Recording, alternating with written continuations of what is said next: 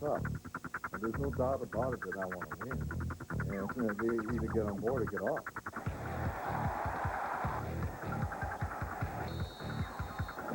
Allen, under the fake to Bell. Well, he's got it, a touchdown.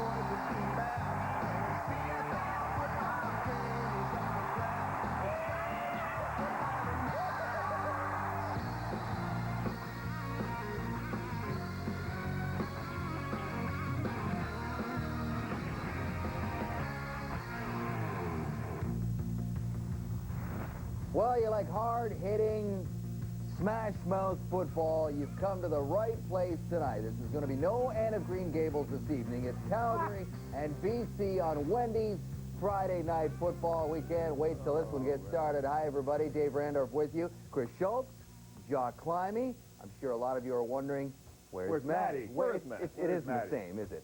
Maddie can't be here Instead tonight. Here somewhere. Wishes he could be here. Maddie, if you're watching down in Valdosta, Georgia, we miss you, buddy. Hurry back. It is the Stamps and the Lions. The CFL's Western Division right now kind of resembles a mosh pit at a Tragically Hip show. It's crowded, very sweaty. There's a lot of pushing, a lot of shoving, and nobody wants to give an inch. Up top, you got Edmonton. They're relatively comfortable with the 8-point lead. And then it gets crazy. A three-way tie for second with Calgary just 4 points back of that logjam. Speaking of Calgary, they want everybody to know right now that reports of their early demise has been greatly exaggerated. The defending champs have won 2 in a row. A third tonight would make things even tighter in the West. But, Chelsea, that's going to be very difficult because they're up against a team that's been on a roll. On a roll. I think it's the hottest team in the Canadian Football League. Right now, the BC Lions, they've won 7 out of the last 8 games. And more impressive, they beat the Montreal Alouettes, best in the East, and also the Edmonton Eskimos, best in the West. What happened? Well, they became aggressive as a football team because Adam Rita got very confrontational with his players and their lack of professional approach to their job. But the key tonight is also to play with poise because Calgary's coming after them. Back in September 8th, they lost the 1 game out of this 8 games to the Winnipeg Blue Bombers. Why was that? Because Winnipeg got into one of those situations where it was a game of, verbal jousting, and you go after our quarterback, we go after their quarterback, and BC lost the game on aggressive penalties. One thing I really enjoy about football is at one moment you can be a maniac. At the very next moment, you got to calm down, evaluate things, be a little bit of an intellectual, and understand exactly what's going on. Tonight, BC has to find that balance because I think Calgary's coming after him, Dave. One moment, a maniac. The next moment, analytical. You got it. Sounds strangely familiar. Jock, the Western Division is extremely tight, and you've loved this for weeks. Oh, yeah. I've thrown impartiality to the wind lately, Dave, and I'm cheering certain teams on because I want that log jam happening. And if Calgary wins tonight, then we got 4 teams within 2 points. And so I'm cheering Calgary on here. But enough about that. Let's talk about what Calgary needs to do in preparing for this game. Folks, you might not realize what CFL teams do when they're preparing for an opponent is they look at the last 2 games that team has played, and they also look at the last game they played against that opponent. Now, Calgary needs to be careful if they want to examine their last game with BC, because that was way back in week 6 when when Calgary beat BC 23-15. BC was 1-5 at that point. They fired Steve Ruello just after that, and BC's been on a tear ever since. They should not be focusing in on that. But one thing they can look at is Chris Wright in the backfield for BC. I don't believe he's the answer to the running game, and I think they can probably shut down that running game for BC. Let's tell you about the starting quarterbacks for tonight's football game, brought to you as always by Wendy's, the official hamburger of the CFL, and it's Damon Allen and Marcus Crandall. Crandall's offense has picked it up lately, averaging 35 points per game in their 2 most recent wins.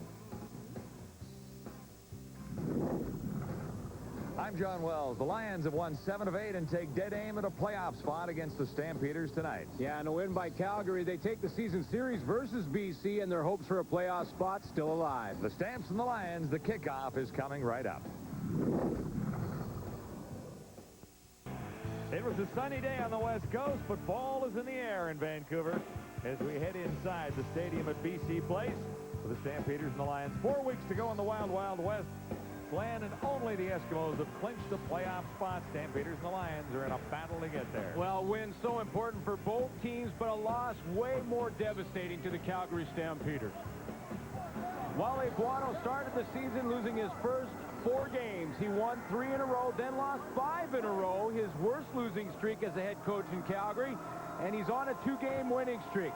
A must-win tonight. If he takes this game versus the Lions, Calgary has the season series. Adam Rada has really turned it around in Vancouver. He took over 8 games ago. He's only lost once. That to the Winnipeg Blue Bombers, so 7 wins. And the Lions are currently in the CFL standings, listed in 2nd spot. Here's the good news for Calgary. Travis Moore is back. Missed a couple of games with a knee injury. He is back in the lineup. Another weapon for Marcus Crandall, who right now is playing his best football of the season over the last 2 weeks. All good news for the Calgary Stampeders. Remember, the Stampeders beat the Lions in Week 6. And the Stampeders will get their hands on the ball first, but that is an out-of-bounds kickoff, which will give Calgary automatic field position, an opportunity to start at the 45. A great start for the Calgary Stampeders to get the good field position. Marcus Crandall has played well the last 2 weeks. The big win versus the Hamilton Tiger Cats a week ago was his best outing. First 5 games of the season, he really struggled with his percentage, and in the last 5, he's been up around 60%. And he's got that weapon back. And Travis Moore, inside receiver, will be matched up against Derek Lewis. For a lot of this game, 2 veterans will be going at it. Of course, Kelvin Anderson last week, 7th consecutive 1,000-yard season. Yeah, I guess we shouldn't be surprised at that, should we? For Kelvin Anderson, Crandall goes to the near side. No one home, and there was an opportunity for Carter. Wayne McGarity was the intended receiver. He is the newest member of the receiving corps there. Kamel Loud, Don Blair, Mo Peterson, and Travis Moore with Kelvin Anderson in the backfield. And up front, these guys have been together all season long. Drysdale in the middle, Childress and Pilon are the tackles. Kelvin Anderson running beside primarily the left side of that offensive line that have played together now for about 7 years. This will be 2nd and 10, and it's picked up. Bo Lewis comes up with it. First turnover of the game comes on the 2nd offensive play. Well, they've created a big play early. Here is the starting defense for the BC Lions. That linebacking core, all the talk of the town here in BC over the last half of the regular season. There's your secondary, and Derek Lewis gets the Lions off to a huge start with some momentum and an interception on Marcus Crandall in just the 2nd play of this football game. Crandall trying to go outside to the flat, and Derek Lewis in between Travis Moore and the intended receiver, and behind him, Kamel Peterson. 3rd interception of the season for Derek Lewis. First down for the Lions. David Allen goes to work. Looks to the far side, and Jackson was the target. Nowhere near him. Starting lineup brought to you by Midas. See Midas for all your car care needs. Allen in the middle of things. Millington and Wright will run the ball. Belwell and Claremont are 2 up-and-coming and bright young receivers. Jackson is the veteran in there. And Jamie Terrace flanked by Harden and Payne. The offensive line for the BC Lions. Damon Allen on pace for over 4,000 yards on the season. 19 touchdowns to just 9 interceptions. Really wants to take advantage of that Derek Lewis interception early in this game. Some points on the board. From the 46, 2nd and 10.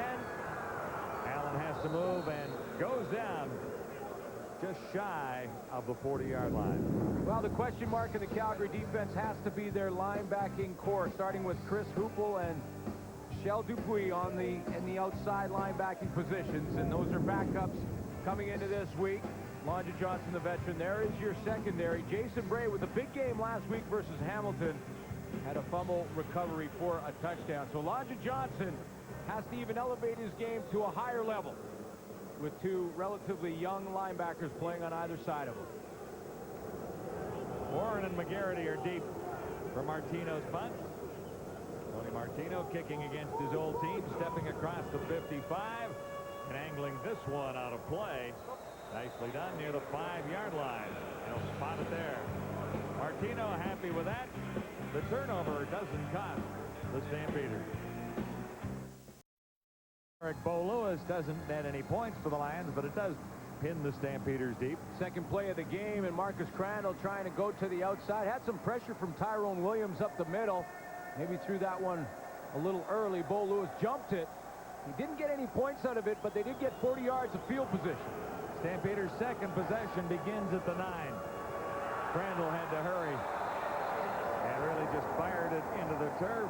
One hop for Calvin Anderson, but there was no chance of completing that. Marcus Crandall under a little bit of pressure early in this game. Noah Cantor that time was right in his face. Tyrone Williams in the first series that created the interception to Bo Lewis. So one way to alleviate the pressure is to get your running back involved in Calvin Anderson. He hasn't touched the ball yet.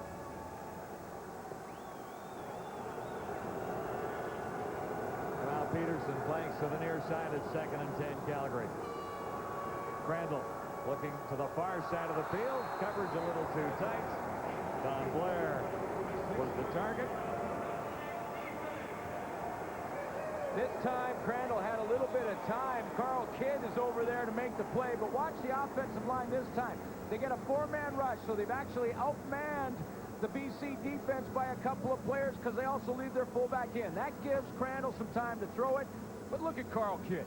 Carl Kidd is all over the football field for the BC Lions, and everyone talking about this linebacking core right now and the turnovers they have created over the last 8 games.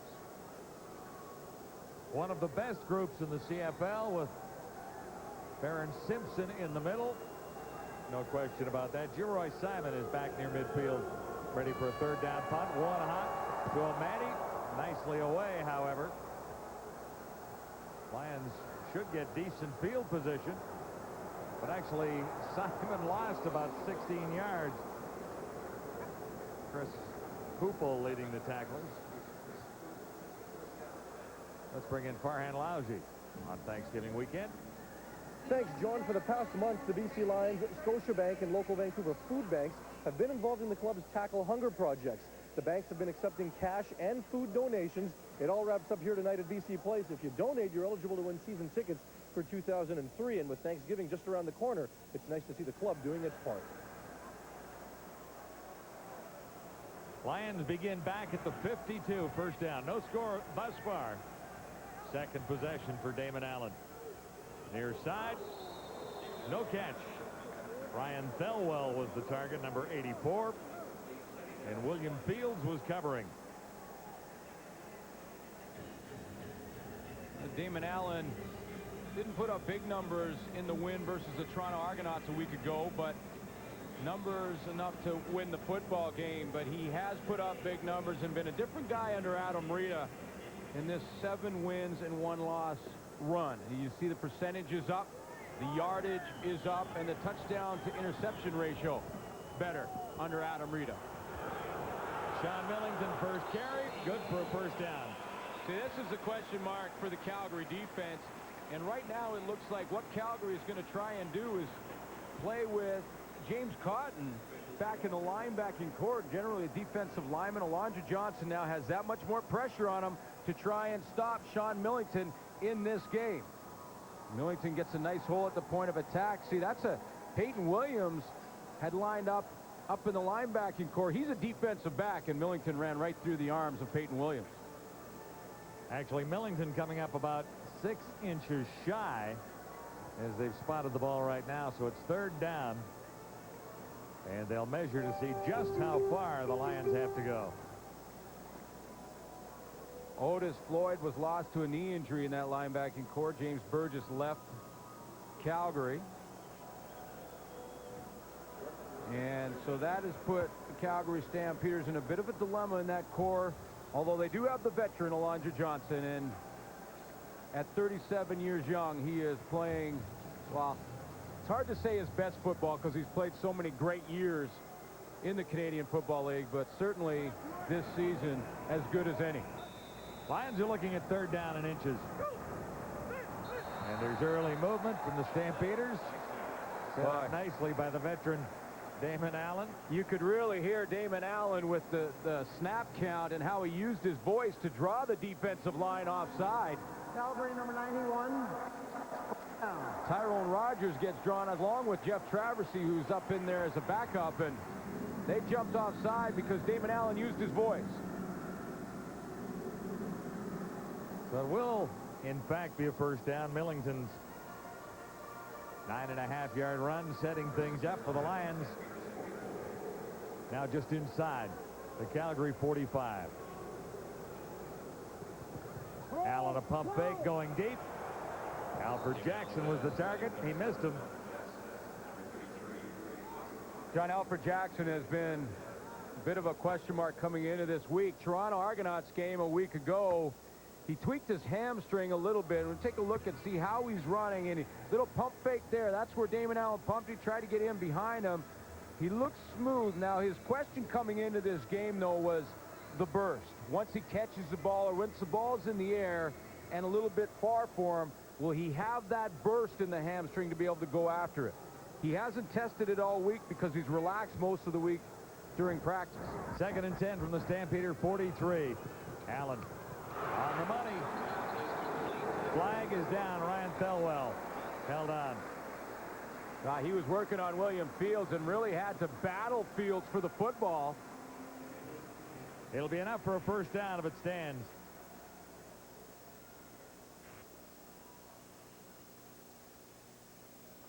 Forward pass to Calgary number 29. Decline. 1st down. Now Fields was all over Ryan Thelwell's back. It's going to be over here right to the right of your screen. Damon Allen rolls away and then throws back across the middle. Thelwell coming on that in pattern, and William Fields had his hands all over him. And Thelwell still came up with a catch. 35th reception of the season for Thelwell. Really playing a lot better under Adam Rita lately. Damon Allen thought about running for a second, then got it away. And this will be a 1st down for Jason Claremont. Well, I think Damon Allen, who rolls out to his right, wanted to get a little bit more from Alfred Jackson. He's wanted to get Jackson down deep, try and get the big play. Jackson was tied up early, so he had to dump it off. Now, this is the dilemma that a defensive back has, as you saw Jason Bray jump out of his coverage. He comes up because he thinks Damon Allen's going to run, and when he does, Allen dumps it over the top to Jason Claremont, who picks up a little extra on his own. Claremont with 19 yards right there, and a 1st down for the Lions. Down to the Stampeders 13 now. Sean Millington. And Millington is down to about the 10, thinking about retirement, possibly, at the end of this season. Yeah, he's very serious about it. He feels that at this point in his career, it's time to find a real job, is the way he sort of phrased it. And there he is on the all-time rushing touchdowns list. Well, he hasn't made up his mind completely, but he was thinking about it and chatted about it briefly yesterday. Yeah, and he said, you know, it really depends on how I feel physically by the time the year is over. And that's usually what it depends on. Gain of a couple, 2nd and 8. Allen eludes the early pressure, throws on the run. Touchdown! Inbounds, Ryan Thelwell.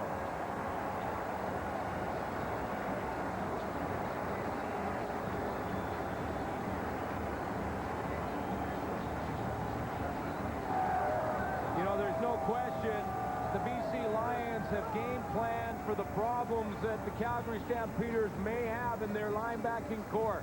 The reason I say that is because they're using Damon Allen in a lot of rollouts, getting him outside the pocket.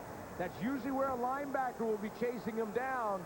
Damon Allen's had time outside of the pocket to throw the football. Ryan Thelwell has his 5th touchdown catch of the season. perfectly thrown by Damon Allen. A little two-step to stay in. Glenn, there's another guy who's performed a lot better under the new coaching regime here. Certainly has. He was averaging about 20 yards a game and just over a catch a game before Adam Rita showed up on the scene, and since then it's been close to 100 yards a game. This is Wayne McGarity to the 45 and maybe the 47-yard line. Stopped by Toya Jones, 13 on the return. Thelwell benefiting from Damon Allen right here, who's using his legs. He throws a bit to his left. He'll end up rolling out to his right, though. And that little changeup really confuses the defensive secondary for the Calgary Stampeders. Ryan Thelwell was going to break to his left. That was the initial direction of the play. Here he goes to his left. William Fields is in chase in a trail position and then puts the brakes on and goes back as Damon Allen rolls to his right. That's how he opens up, and then, you're right, good footwork to keep his feet in bounds. One touchdown on the board. First down, Calgary. This is Antonio Warren, and he's to about the 40. They get a 4-yard gain for the Stampeders. Yeah, this is going to help Marcus Crandall, whether it's Antonio Warren or Calvin Anderson running the football. Calvin Anderson coming off a game where he was over 100 yards rushing versus Hamilton, and it was a game that the Calgary Stampeders were most dominant. It really helped Marcus Crandall and put him in good situations on second down. And in the first couple of series of this game, they never got the running game involved. Now they are. A dominating win over the Ticats last week. 2 straight for Calgary. Oh, their interception was almost there. Almost tipped into the hands of Eric Carter. And that's almost another turnover for the BC Lions. And this team under Adam Rita has been night and day different from the first 6 games of the season. When it comes to the takeaway department, they're just more aggressive defensively. In the first 6 games of the regular season, this team had 9 takeaways. In the last 8 games under Adam Rita, they put together 38 for a grand total of 47 takeaways, a plus 21, which is first in the CFL. That has been the difference for the BC Lions and the reason they're winning. Duncan O'Mahony sails this one down to around the 32, taken by Chris Wright. Nice move. Wright still going all the way out across the 50. Alondra Johnson over to make the tackle. 37 on the return, and the punt only traveled 38.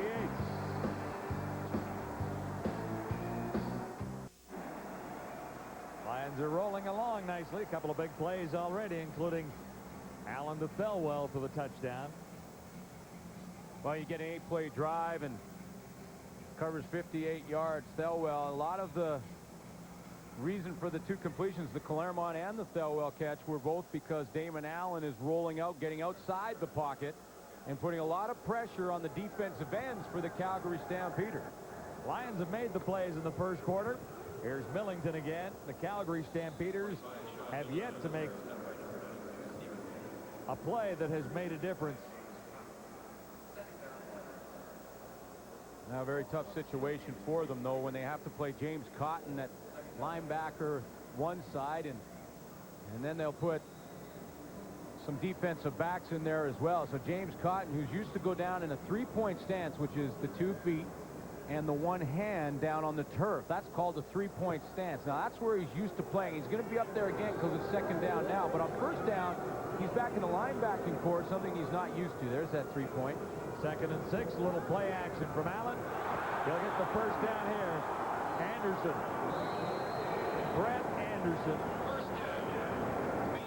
A reliable receiver always, and somehow or other seems to come up with the big plays.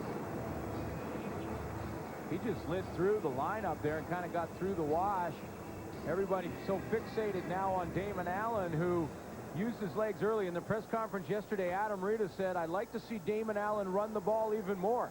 Versus Toronto a week ago, Allen ran it 9 times. Gain is 15. Another first down inside. The Stampeder 30. Millington again. Kelly Malvo brought him down at the 20.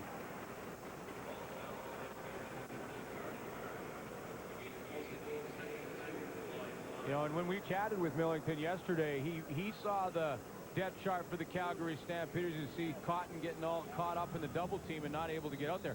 When he saw the depth chart and saw that they were trying to start a couple of backups and possibly a defensive lineman back there, he was quick to say, this could be my night.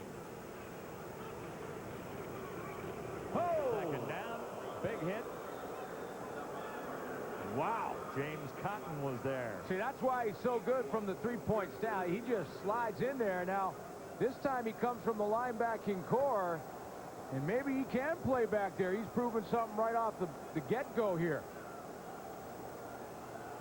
He's just to the bottom right of the frame. He's just out here, just outside of your picture, but watch him step up from the linebacking core through that hole and really put a lick on Sean Millington. It'll make it third down and a yard to go. The Lions send in a little more beef. And we'll see if the Stampeders can hold here. They held on one early possession and forced the Lions to no points after an early turnover.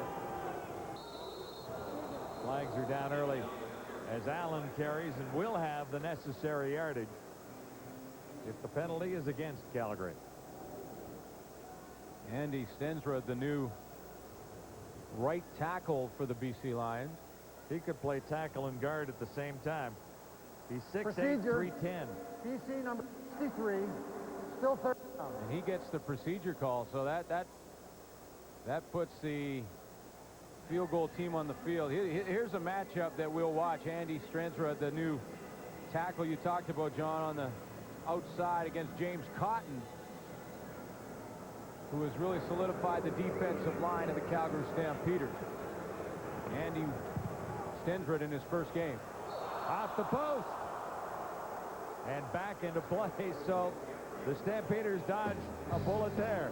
Matt Kellett brings one off the post. It's still 7-0. Well, it could be a lot worse for the Calgary Stampeders than 7-0. The Lions have spent the entire opening quarter in Calgary territory. Stamps had to take a timeout because they didn't have enough players on the field. They were going with 11. Antonio Warren came out late. Wally Buono in a crucial game has to burn his first half timeout in the first quarter. Been a few small mistakes that really haven't cost the Calgary Stampeders a whole bunch. It could be worse. You're absolutely right. They had the interception early. A couple of penalties. They may look small, but they all add up at the end. Stampeders have much better field position all of a sudden at the 25. Crandall up to about the 32. Baron Simpson over to make the stop. Yeah, and then there's your tackle-to-tackle guy, Baron Simpson, coming into this week, second in the league in tackles, but just one behind Orlando Steinauer of the Toronto Argonauts. Baron Simpson last year led the league in tackles, and there he is, one behind Orlando Steinauer. He's the run stopper in the middle. Then two very athletic linebackers to the outside. Carl Kidd on one side, who has the ability to cover slot backs, and Brendan Ian-Vadejo can do the same thing from the weak side linebacker position. Stamps on second down, and Kelvin Anderson hit hard as he turned the corner. Brendan Ian-Vadejo is the guy who makes that tackle. Now, when you add up these stats, it really is impressive. Between Carl Kidd and Ian-Vadejo, you got 8 interceptions. You want to put the tackles together, it's a bunch. 191, 8 fumble recoveries. They have the 8 interceptions I mentioned, and some big ones. Carl Kidd has a couple of touchdowns, and they have been maybe one of the most active linebacking corps in the CFL, and they aren't ashamed to talk about it themselves occasionally. Another 2 and out for the Stampeders. O'Malley standing back just inside his 20. Low snap again. Just got it away. No yards. Chris Wright hit on the fly. 47-yard punt. No return. That's Chris Hoople. Yeah, now drawing the penalty. That is, again, goes back to early in the season and a gray area in the no yards rule. And we had heard that the officials had sent memos that if it looked deliberate, that teams were ignoring the no yards rule, it could mean an ejection.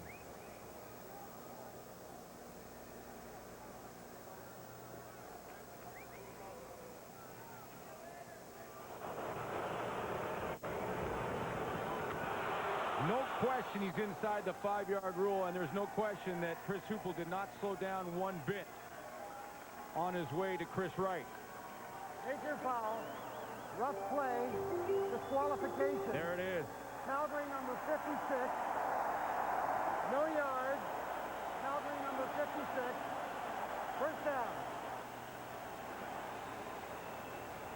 Any time from now on, since the Winnipeg Blue Bombers played the BC Lions, if a player does not at least try and slow down and break down in that 5-yard area, the officials feel that they disregard the rule completely.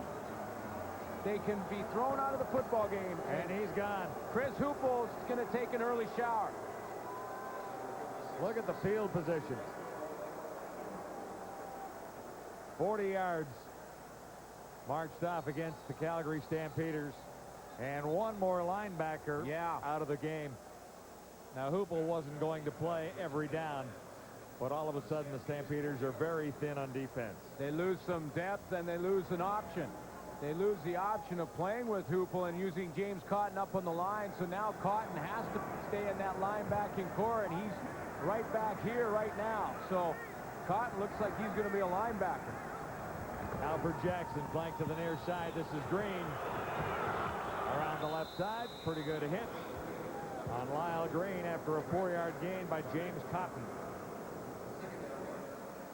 You know, and this is a rule that, you know, when Brian Clark hit G-Roy Simon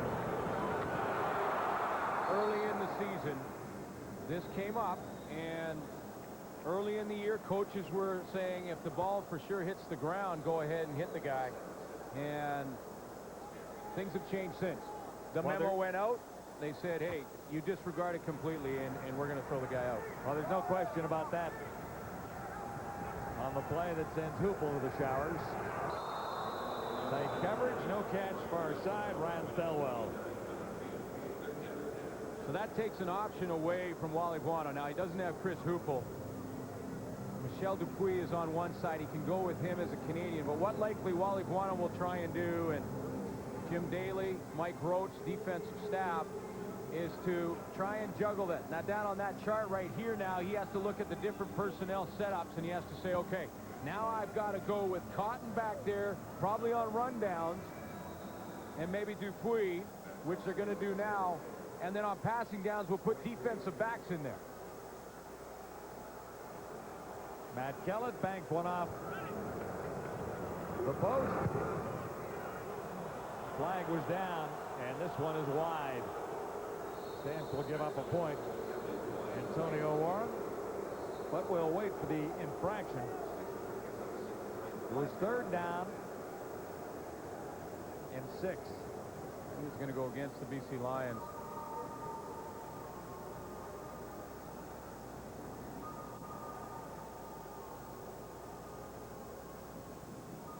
Procedure, BC, no end.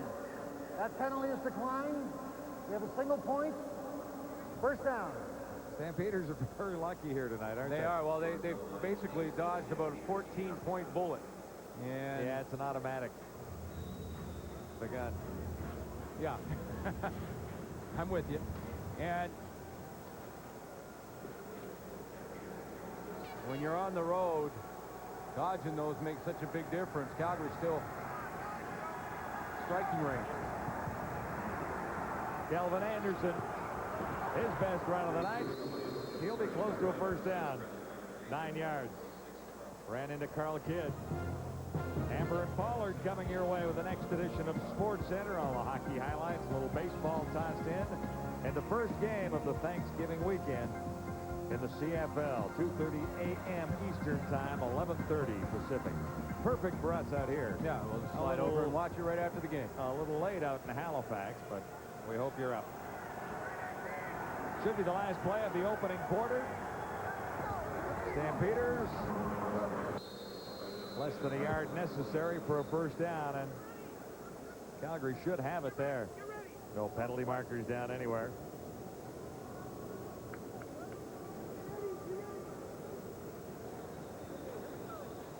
I think that should do it for the first quarter, and you're absolutely right, partner. The Calgary Stampeders lucky it's not worse at this point. They won't get a first down. They'll measure first. But here's the only touchdown of the game. Thelwell has it for BC. Well, Suits is bang on. This could be worse. Remember, BC had the early interception. They've missed a field goal. However, Calgary is in it, but they lose a key player right now in their linebacking core. They came in, they're shorthanded in that situation. Not a good start for the Stamps. No, pretty rough start, but give some credit to BC. They're playing great football. And I want to talk a little bit about the touchdown that Ryan Thelwell scored. And first of all, there's something called the scramble drill that, as receivers, we practice all the time. And that is, when the quarterback scrambles, you have to know your responsibility. Where do you go to? And you have to work into the open areas. And we're going to see Thelwell do an excellent job of that on the touchdown. Thelwell, as you're going to see, is right here. He's been covered by field, and he's got an over pattern, an in pattern.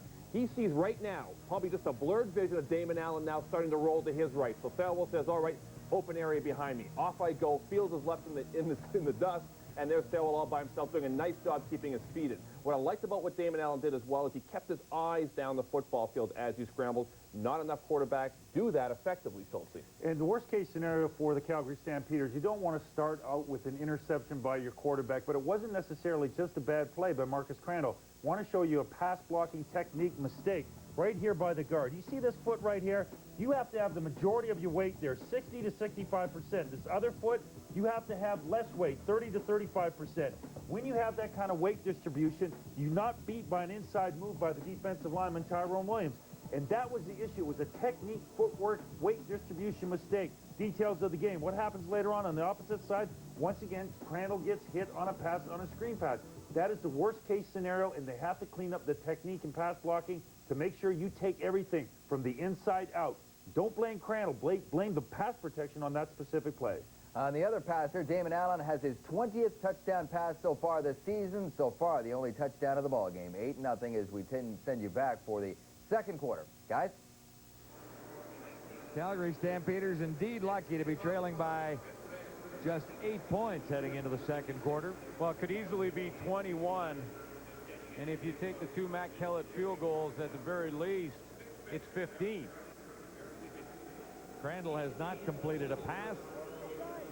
Stampeders have not been able to come up with a first down. Calgary looking to make it 3 wins in a row after 5 losses in succession. Now, this is a tough start for this offense, who felt very confident coming into this game for a couple of reasons. One was Jacques Chapdelaine, the coordinator, saying that they've won 2 in a row, and they've come out 43 points against the Hamilton Tiger Cats last week. But 2, because they were getting Travis Moore back in the lineup. They really felt confident coming into this game that they could do something offensively and move this football. And, boy, you mentioned it. Not one completion in the first quarter. Not one first down. Now, they're only about a half an inch away from their first down of the game here. They should get it. Third down, and as you say, a half an inch to go, which is tough to measure down there, but you can see it from here. And it will be a Stampeder first down. Something to build on. As the second quarter begins, numbers from the opening quarter do not.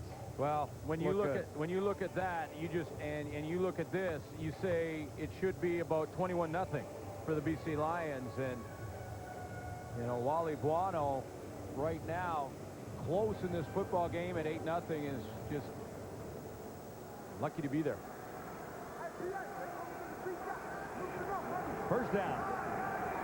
Stampeders beginning at the 47 here.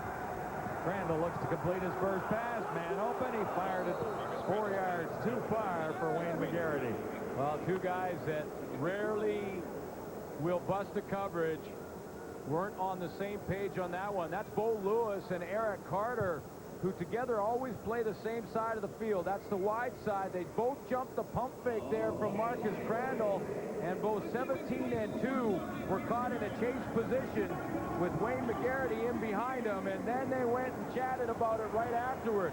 These two can communicate basically without even talking to each other, but maybe they better go back a stage and say, well, let's just make a mention where we're going to be. This is 2nd and 10. Crandall over the middle this time, and he's got his first completion. Camille Loud, number 81, comes up with the catch. They rarely make a mistake when you're talking about Bo Lewis and Eric Carter. And Eric Carter, the veteran, 4 interceptions, 8 knockdowns coming into this game. And Bo Lewis, who has the couple of third interception in this game. He's got 1 tonight. He's his 3rd of the season. Doesn't usually put up big numbers in the interception department, but this has been Derek Lewis's best season as a pro with the BC Lions, and he's put some good ones together. Last year he had 4 picks on the year. 13-yard gain. The Stampeders have a completion and a first down. This is Kelvin Anderson, met almost immediately by Carl Kidd, number 26. We watched Kelvin Anderson last week, a 3-time All-Canadian, making 7 straight years with over 1,000 yards. CFL record, and just hard to put words to how big that record is. 7th consecutive season, durability and the reliability of Kelvin Anderson. Well, and nice to see a guy go over 1,000 with a great run like that one. Yeah. Not just a 1-yard plunge. Crandall, far side. Wayne McGarity has his 2nd CFL catch. Well, when you just think about Kelvin Anderson, and coaches are always saying, rather than go through the highs and the lows of a player, they'd much rather always have a guy, and the word they use all the time is consistency. Coaches absolutely need to know what they're going to get from each position and each player, and when they have Kelvin Anderson, you certainly know what you're going to get. You're going to get over 1,000 yards. He's done it every season he's been with the Calgary Stampeders, every season in the CFL. This will be a first down for the Stampeders on McGarity's catch. Crandall throwing on the run, and he'll be short of the first down with a strike to Don Blair. Blair had a tough game last week against the Tiger Cats. 2 drops in about 3 minutes, 1 for a touchdown, and then he came back and atoned for that by catching the game-winning touchdown. Over 500 yards in the season, has 3 touchdowns this year. But you're right, and credit to Marcus Crandall, who in the second half, after the couple of drops, came right back to him. Best drive of the ball game for the Stampeders. This is 2nd down. Kelvin Anderson needed 1 more yard than that. It was 2nd and 2, and the Stampeders will make a decision here. It's getting to that time of year where start voting on all-stars and things like that, and who's had the all-star seasons. And when you look at linebacking cores in the league, who are you going to pick out of the West Division as an all-star in the linebacking core? You think of Edmonton's core. You got Alonzo Johnson playing great for Calgary. Barron Simpson, who's probably at this point right now leading the league. I'm not sure how many tackles he has after a quarter. Brendan Badejo had a slow start because he started on special teams. Because of his work on the teams, got the starting job and hasn't looked back since. And then Carl Kidd having an outstanding year when you look at the numbers. So the Edmonton's core is solid with Terry Ray and Singor Mobley. That's tough choices to make this season in the linebacking core. Mark McLaughlin goes after Calgary's first points of the ball game. Spotted at the 36. And McLaughlin has 3. So the Stampeders are back in this game, and they should have been down by a bunch. It's 8-3 on Wendy's Friday Night Football. A night to honor some BC Lion greats. All these names going up on the Wall of Fame here at the stadium at BC Place. And here's Farhan with one of the new members. Thanks, John. Actually, 10 new members were inducted, including this guy, Jim Mills, 2-time CFL Offensive Lineman of the Year. And look at you. You look like you could still play. Well, Farhan, I don't know. These guys look pretty big out here. It's a great game, and I'm happy to be here and happy to be inducted.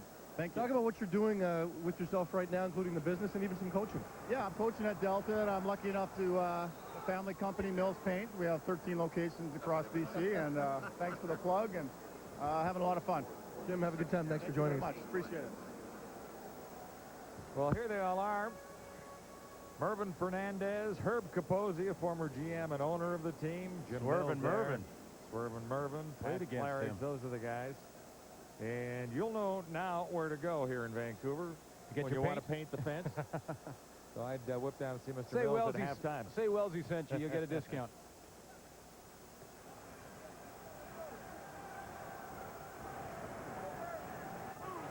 This will be second down and 13 to go.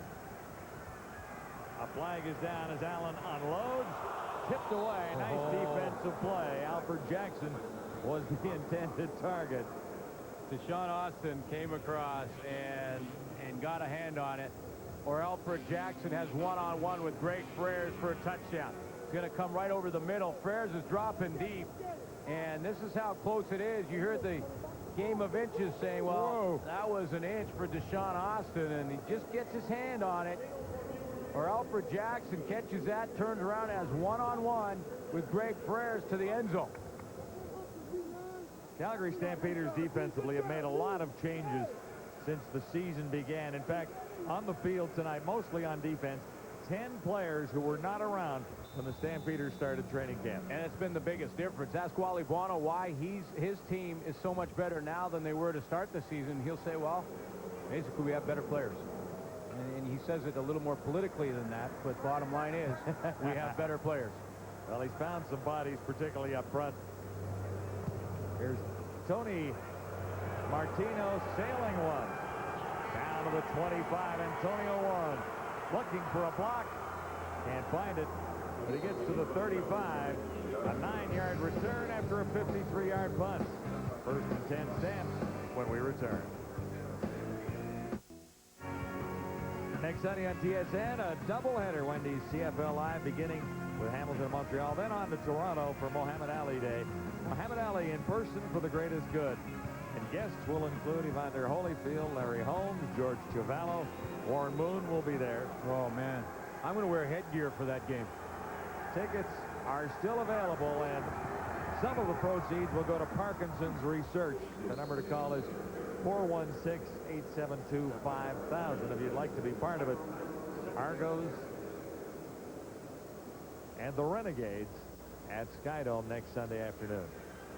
Bill Clinton's going to be involved in that one as well. Evander Holyfield there. I mean, So are you. You begged to be on this game. well, you know, I'm working the speed bag, so I'm trying to get in shape for it. Work the big bag first, then the speed bag. Okay, gotcha. Okay.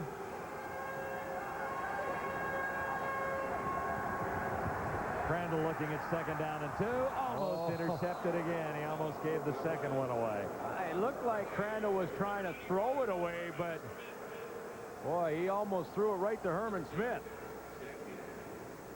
Pressure coming, and they are coming from all over the place. Little pressure right here from the secondary. Blitz is on its way, and Herman Smith, who in a changeup from the defensive line position drops into the backfield, almost has that interception. Chris Wright is deep. As the main return guy for the BC Lions, Duncan O'Mahony standing back on third down, just inside his 25. Misjudged. G-Roy Simon takes over. Simon still going across midfield. Fine return for G-Roy Simon. Finally halted by Aldi Henry. 28 on the return. It's Damon's turn when we return. First and 10 for the Lions again on Calgary's side of midfield. The fourth time in this game they've started with the football on Calgary's end of the field. Early movement, no flag. Now one comes down after the fact. The blitz was coming off the edge from Jason Bray. Not sure if he was into that neutral zone early. Just 2 yards for Sean Millington. Jason Bray played his best game of the season versus Hamilton, had a fumble recovery, his third of the season. That went for a touchdown, was around the football all game long. And that Stampeder. BC number 61. Repeat first down. That's holding against Steve Harden. That's Stampeder secondary just put a blanket on the Tie-Cat receivers, and this is Jason Bray on the fumble recovery. Nice little spin move and into the end zone. That was really the turning point of that game for Calgary. They didn't look back. Again, the final score in that one was 43-5. Best outing of the year for the Stampeders. 1st and 20, and David Allen is going nowhere. Wrapped up by Melvin Bradley.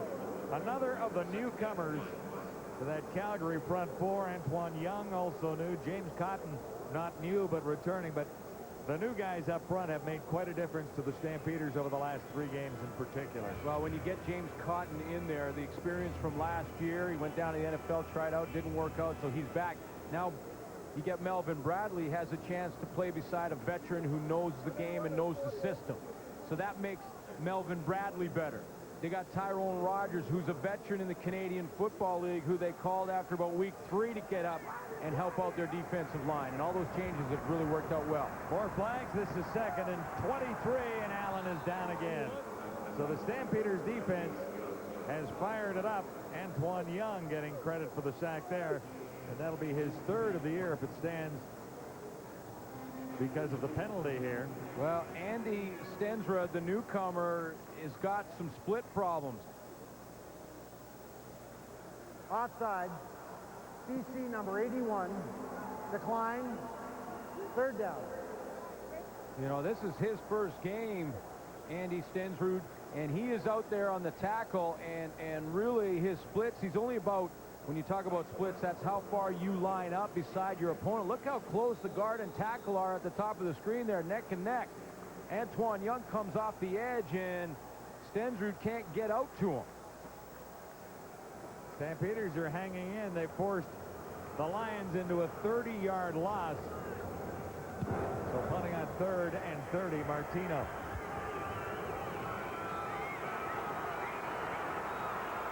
Nowhere to run. There are Lions all around McGarity. And wisely, he's down after about a 10-yard loss near the 15. Hunt traveled 46, loss of 10 on the return. Well, the thunder sticks roaring in the crowd tonight as Fritos Pandemonium Night in Vancouver. A couple of nominations. I think we've got some outstanding choices for the final award winner here before it's over tonight. One lucky fan will win a trip to Edmonton for the great. You were speechless there for a minute. Had me stopped, although I'm pretty sure that might be the winner. Yeah, well, it's a front runner anyway. Crandall. And that's the first time he's looked at Travis Moore. Yeah, and that's a bit of a surprise. There's Elton John, and we'll show you the winner. That's Elton? Elton's in the building? 4th quarter. Check out the glasses. Well, yeah, that's turn. Oh, he's not going to turn for you. There he is. You cued him. It's a good look. It is a good look. You can't get those glasses everywhere. Lots of noise at the stadium at BC Place as the Stampeders face 2nd and 10. Crandall shotgun. Looking over the middle. This time he's got a 1st down. Camille Loud making another key catch. Make it Wayne McGarity, I'm sorry. McGarity had lined up to the left and came all the way across. The only reason this had a chance to work was because of the time that Marcus Crandall had to throw the football. Not only did he have time, but he had a throwing lane. So he could just step right up and deliver that pass to McGarity, who's still down on the turf. Hasn't got up after the hit from Eric Carter, but that play took some time to develop because Wayne McGarity has to go up the field about 15 to 20 yards, make his break, and then come across the field by 10 to 12 yards. For all that, it takes about 4 or 5 seconds to develop, but Crandall had the time to deliver the football. A gain of 20 yards for Wayne McGarity. Well, guys, I just had a chance to talk to Alfred Jackson, and he says that he is still in a lot of pain. He says he's very tentative right now, especially when he's releasing off the line of scrimmage. He's afraid to give it that burst that, Glenn, you talked about earlier. So the only saving grace right now is that Calgary's playing so much zone that occasionally he can find some soft spots and sit down, but he's going to have to lull them to sleep because he can't separate. Well, again, the problem is a hamstring. Bo Lewis there forcing a 3-yard loss. Well, with my talk with Alfred Jackson before the game, he had said, you know, given the choice, he probably would have preferred to test it out during the week of practice to see if he had the burst. He didn't. He relaxed. The training staff said, we'd rather you just rest the leg and then test it out in warm-up of the game. But until you get into game action, you really don't know. And if he's running tentative, their choice is to move G-Roy Simon out to wide receiver. 2nd and 12. Facing Crandall and the Stampeders. Look under out. the cover and lined up is Travis Moore. And that's Carl Kidd one more time. Those are the crossing patterns that linebackers dream of. When a receiver comes from one side of the field, right here, looking back at the quarterback, and he is just a target waiting to be hit. And 26 had him lined up and turned him back on his keister. I think you can say that. I was going to ask, but Well, too it's late. out there now.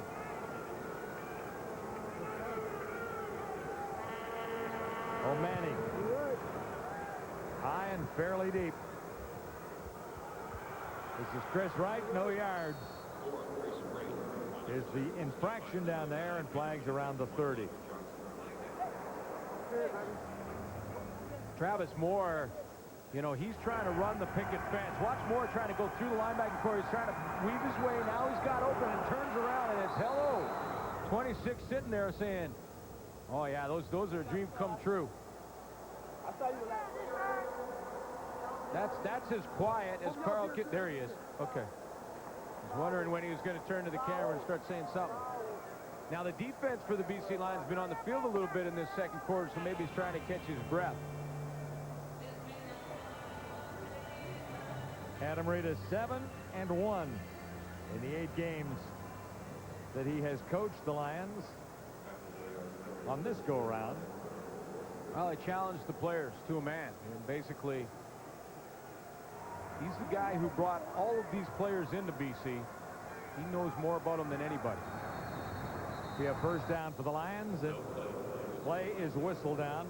You know, that's one of the things he said he may have an advantage of some of the coaches that take over as assistants when a head coach is fired. He says, you know, my advantage may be that I know these players so well, I know what buttons to push. Still first down. Well, he's pushed the right ones most of the way so far. It's Wendy's Friday Night Football. Hanging out and hoping for an NFL opportunity, or at least one more. You're going to chat with Dave, right? I hope so. Oh, he's here in the building. I'm hoping to track him down. Allen is tracked down and dropped there by Melvin Bradley. Prior to that, minus 21 yards for the Lions in their last 4 first down plays. So the Calgary Stampeder defense has turned it up a notch. Well, they really have. I mean, this defensive front four has been the difference. Antoine Young, Melvin Bradley, both making an impact. And Steve Anderson also coming around the corner off the edge. He's on the roster because of the depleted linebacking core. So this front four now making a statement in the second quarter. Damon Allen really has had no time to throw the football. 4th sack by the Stampeders. And that one goes to Melvin Bradley. 2nd and 20. And they've got the heat on Damon Allen again. He's got Millington. Got away, but couldn't regain his balance. Stopped at the 32. That's Kelly Malvo moving up. Well, Millington made the catch. Broke 1 tackle. But that was about it. Well, yeah, here's the pressure again on Damon Allen. 4-man rush. Steve Anderson in the middle. Now Damon Allen is just making it up as he goes along. Tries to dump it to Sean Millington. And Kelly Malville flew from about 30 yards back and just tripped up Millington, although there was a host of Stampeder tacklers on their way over. I'm not sure if Millington was going to get the first down anyway. Well played by Malvo, no question about that. But again, that 4-man pressure from the Calgary Stampeders, the difference in this second quarter.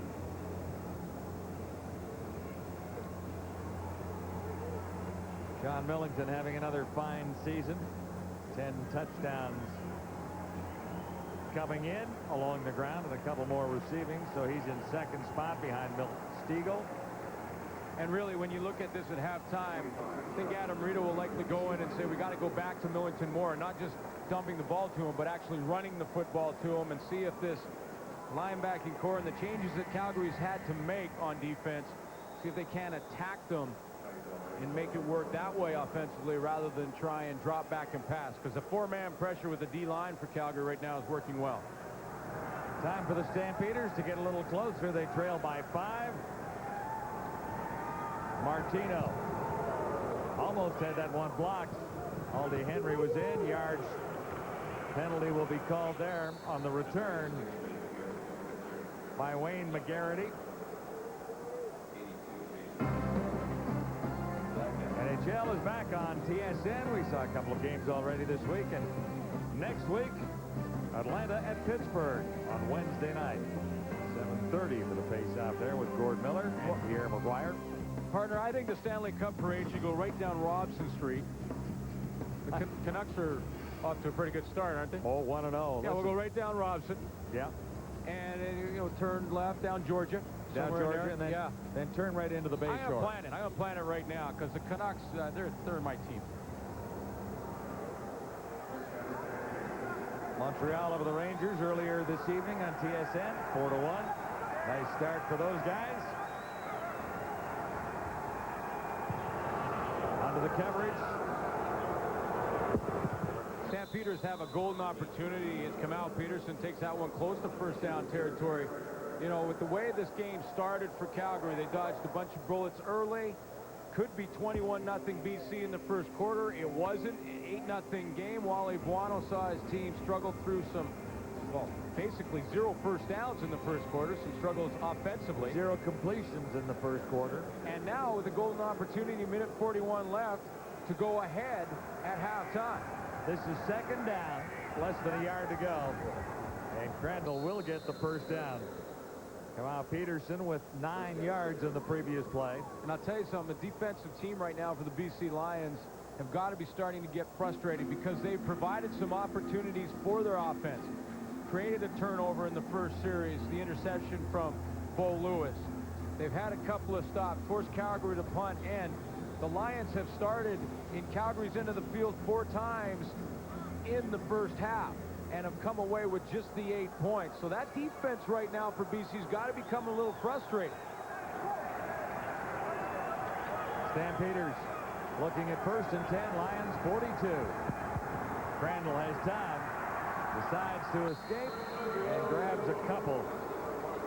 Marcus Crandall, maybe 3 yards. Cameron Legault made the tackle. Zone defense played almost perfectly. As you look out here, watch Eric Carter, number 2. He's sitting out on the outside here. See, he just jumps Wayne McGarity in the flat. You see a good drop right here, and all of a sudden, Marcus Crandall has nowhere to throw the football. See, he's looking out there. He sees Eric Carter. No, I don't want to throw that one. He's taking it the other way. Coverage down the field. I got to go ahead and run. And really nowhere to run, so it's second down. Short of the first down. McGarity is wrapped up. So it'll be third down with a minute to go till halftime.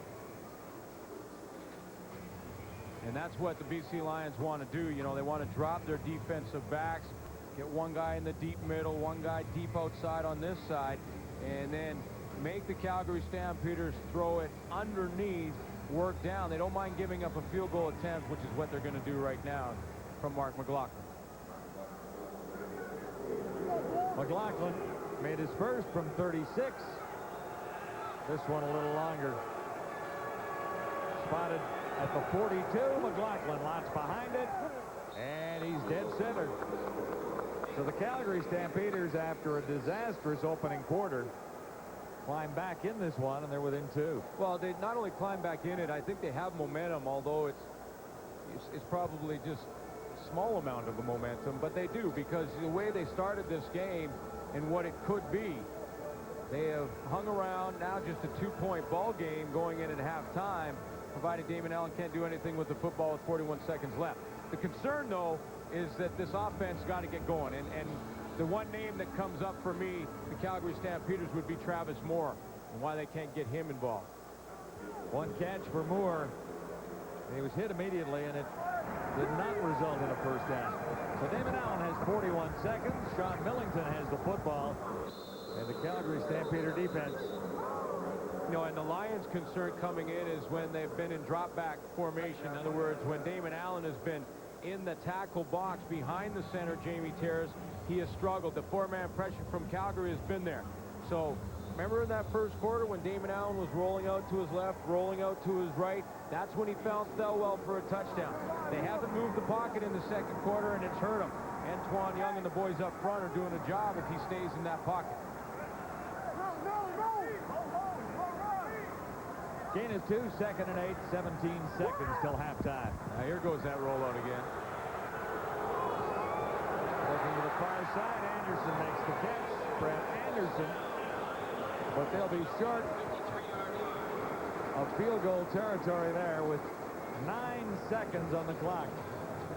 James Cotton from the backside, number 95, is very disciplined here. You see how he goes wide here to cut Damon Allen off. He forces the throw. Now Allen does get it up to Brett Anderson, but it took almost all the time on the clock off. There's only 9 seconds left.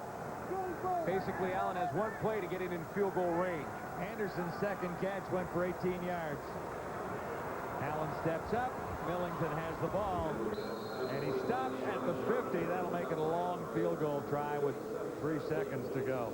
Matt Kellett's longest field goal in the season is 54 yards. This would be from about 57. The holder and the tee is 7 yards back of the center.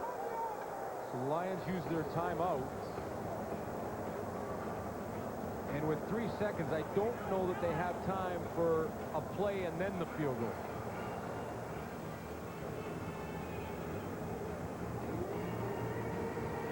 Doesn't look like there's time for anything but maybe one kick at it. Well, now they've decided they have a better opportunity for a Hail Mary, I would suggest. Well, you know, and that's not a bad thought. That's not a bad thought. I mean, 57 yards, probably out of Matt Kellett's range. Throw it up, you either get a big play, maybe you get a penalty. You know, one thing that the Calgary secondary is going to drop way off. Alfred Jackson to the near side. In fact, 4 receivers to the near side of the field. Allen throws onto the cover. You're going to try. He has Anderson. He'll try and kick it into the end zone. Got to get 5 yards again. And penalty flags are everywhere down there. Stampeders have come up with the ball. And bulldog to the ground by G. Rice Simon. Well, it's interesting because if Sean Millington was the guy who tried to recover the ball, if he was behind Brett Anderson when he kicked it, he is eligible to go ahead and recover the football. And so there should be no yards penalty, which means could be a point for the BC Lions. There's Millington there. He's behind at the snap of the ball of Brett Anderson. But when there's Brett Anderson, catches it there. Now, if Millington is behind him when he kicks it, he is onside. Well, you can't tell from that angle. And I think he was by just about a step.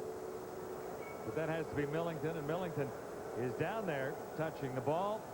So now the And this is William Fields fired to the turf.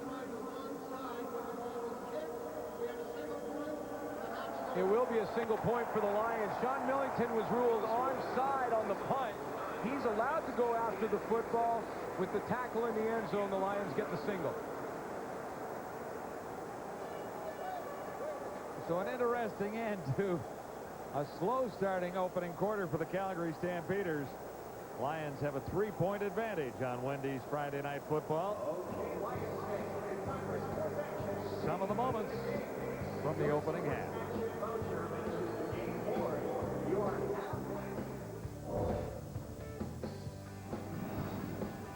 At the Half is brought to you by Wendy's. Wendy's Classic Double with Cheese is made fresh right when you order it. It's better here. You know, there are plays that are truly unique to the CFL, and I think we've seen a lot of them at BC Place this season. Remember earlier this season when Toronto was in there, Matt Kellett missed a field goal, they kicked it out, he wasn't ready, the Argos took it all down. You never know what you're going to get in the CFL, and we didn't really expect this. A low-scoring but tight game. We expected that, but the low-scoring especially from the Stamps. Just 2 field goals when their offense really, over the last 2 games, Jock, has been producing much better than they are tonight. Yeah, I don't know exactly what's wrong with Calgary's offense, but it obviously always has to start with a quarterback, and Marcus Crandall just doesn't look sharp tonight. He struggled with his efficiency all year. He's only 52%, but tonight he's looking particularly inaccurate. And here we saw in the first quarter throwing a ball to, we're not sure. Here he's throwing a ball to a BC Lion, and here he's trying to throw a ball to a wide-open McGarity, and unfortunately gives up a touchdown. And I think Marcus Crandall just doesn't look comfortable in the pocket. He seems to be having trouble reading the BC Lion defense. I expect him to play better in the second half and give them a shot. But of course, you know, if BC keeps using this little sort of razzle-dazzle kick for Rouges, it could be a 10-6 ball game before it's all done. Well, you know, you got to give the BC Lions credit, especially on defense. We kind of highlighted a play where it was a one-on-one pass rush that was effective in forcing Crandall on a mistake. Let's watch something completely different, because you're going to see a whole bunch of different things. First, you'll see Herman Smith here. He's going to zone blitz drop. Then you're going to be Barron Simpson. He's going to hit the A-gap. Then you're going to see Manny Martin hit that A-gap. That releases Doug Johnson to take the corner, and you can see Carl Kidd drop. Now, all this happens in a very short period of time. We're talking about seconds, folks. Now, freeze it here. Here's what the quarterback sees. This guy going back this way. This guy being picked up by the center. This guy being isolated by the defensive back. This guy getting pressure over here. Now, what does that do? That makes Marcus Crandall hesitate for a split second because he has to diagnose that front, and it forces the issue, and you see him throw the football as if he's throwing it to no one. Nice job by the BC Lions, winning some one-on-one battles early, but then running some very complicated fronts to affect the quarterback. If you affect the quarterback in the Canadian Football League, you're going to win a ton of games. By the way, we are missing our official telestrator arrow drawer. That's Matt Dunning, and he's not here. That was pretty good. Matt's not here, and he usually handles all the arrows and the X's and O's for you. I thought you did a nice job there, buddy. Thank you very much. We got to do what we got to do when we're down a man tonight. Dunningham's not with us this evening, but we're watching a close game between 2 Western Division rivals. Here's Ryan Thelwell, the only touchdown of this ball game so far. Towards the Parkinson research. All right, time now to go to Glenn Suter, who is at BC Place, and usually I ask you a couple questions, but I understand you've got a special guest, so why don't you take it away there, Suits? Dave, you never know who you're going to run into at a football game. Former Calgary Stampeder Dave Dickinson joins me right now in the booth. Dave, up to watch the Calgary Stampeders. Dave, let's start with the NFL. First of all, thanks for joining us. I really appreciate it. But let's start with the NFL. From the outside looking in, it didn't look like your Seattle tryout, really, they gave you a fair shake. Oh, no. I mean, I don't think you need to be a rocket scientist to figure that one out. But, you know, it was still better than not having any job at that point. And what it did, though, is it kind of, you know, maybe settled me into at least trying to give this year to the NFL, whereas if Seattle wouldn't give me a chance, I probably would have looked north a little quicker. How long now are you going to wait for the NFL? How long are you looking at that, or have you even decided? Well, I think I'd like to, you know, give it this year. I don't really think there's a team in Canada right now that might, you know, I could probably come in, but I don't think it'd be fair to the players that have been putting in the time, and also, you know, most of the teams that are making the playoff runs already got their guys. So I think I can stay down there and hopefully get a chance. And if not, you know, next year will be a big year. I'll definitely be trying to go someplace where I can play. Of course, your fans here in Canada hope it works out for you down in the NFL where you make a good salary. But if it doesn't, down the road, possibly next year, you know, teams are wondering. There's going to be a lot of teams after you. Have you even considered that? Oh, yeah, definitely. I mean, I wanted an opportunity to play down there, and, you know, right now I haven't gotten that, but, you know, I just need to be playing soon, and whether that's here or there, I really don't care at this point. I'm going to be looking hard at wherever I can fit in, and you know, I like Canada. I like the CFL. I took my shot, and, you know, if it doesn't work out this year, I'm not going to beat my head against the wall, and I'd like to get back playing. Well, I know we talk on behalf of all Canadian Football League fans. Say we'd love to see you, although we hope you do well in the NFL. Thanks for joining us, Dave. Thanks, man. Dave, back to you. Thank you, Suits, and thank you, Dave Dickinson. Yeah, it'd be great to have him back in the league. Chris Hoople with a wicked blow on Chris Wright. One of the highlights from the first half, or low light if you want. Here are the halftime numbers brought to you by Moore's Clothing for Men. Well-made, well-priced, well-dressed. Jock? Well, not a whole lot of offense tonight, obviously. Look at that, 5 first downs for Calgary, 6 for BC.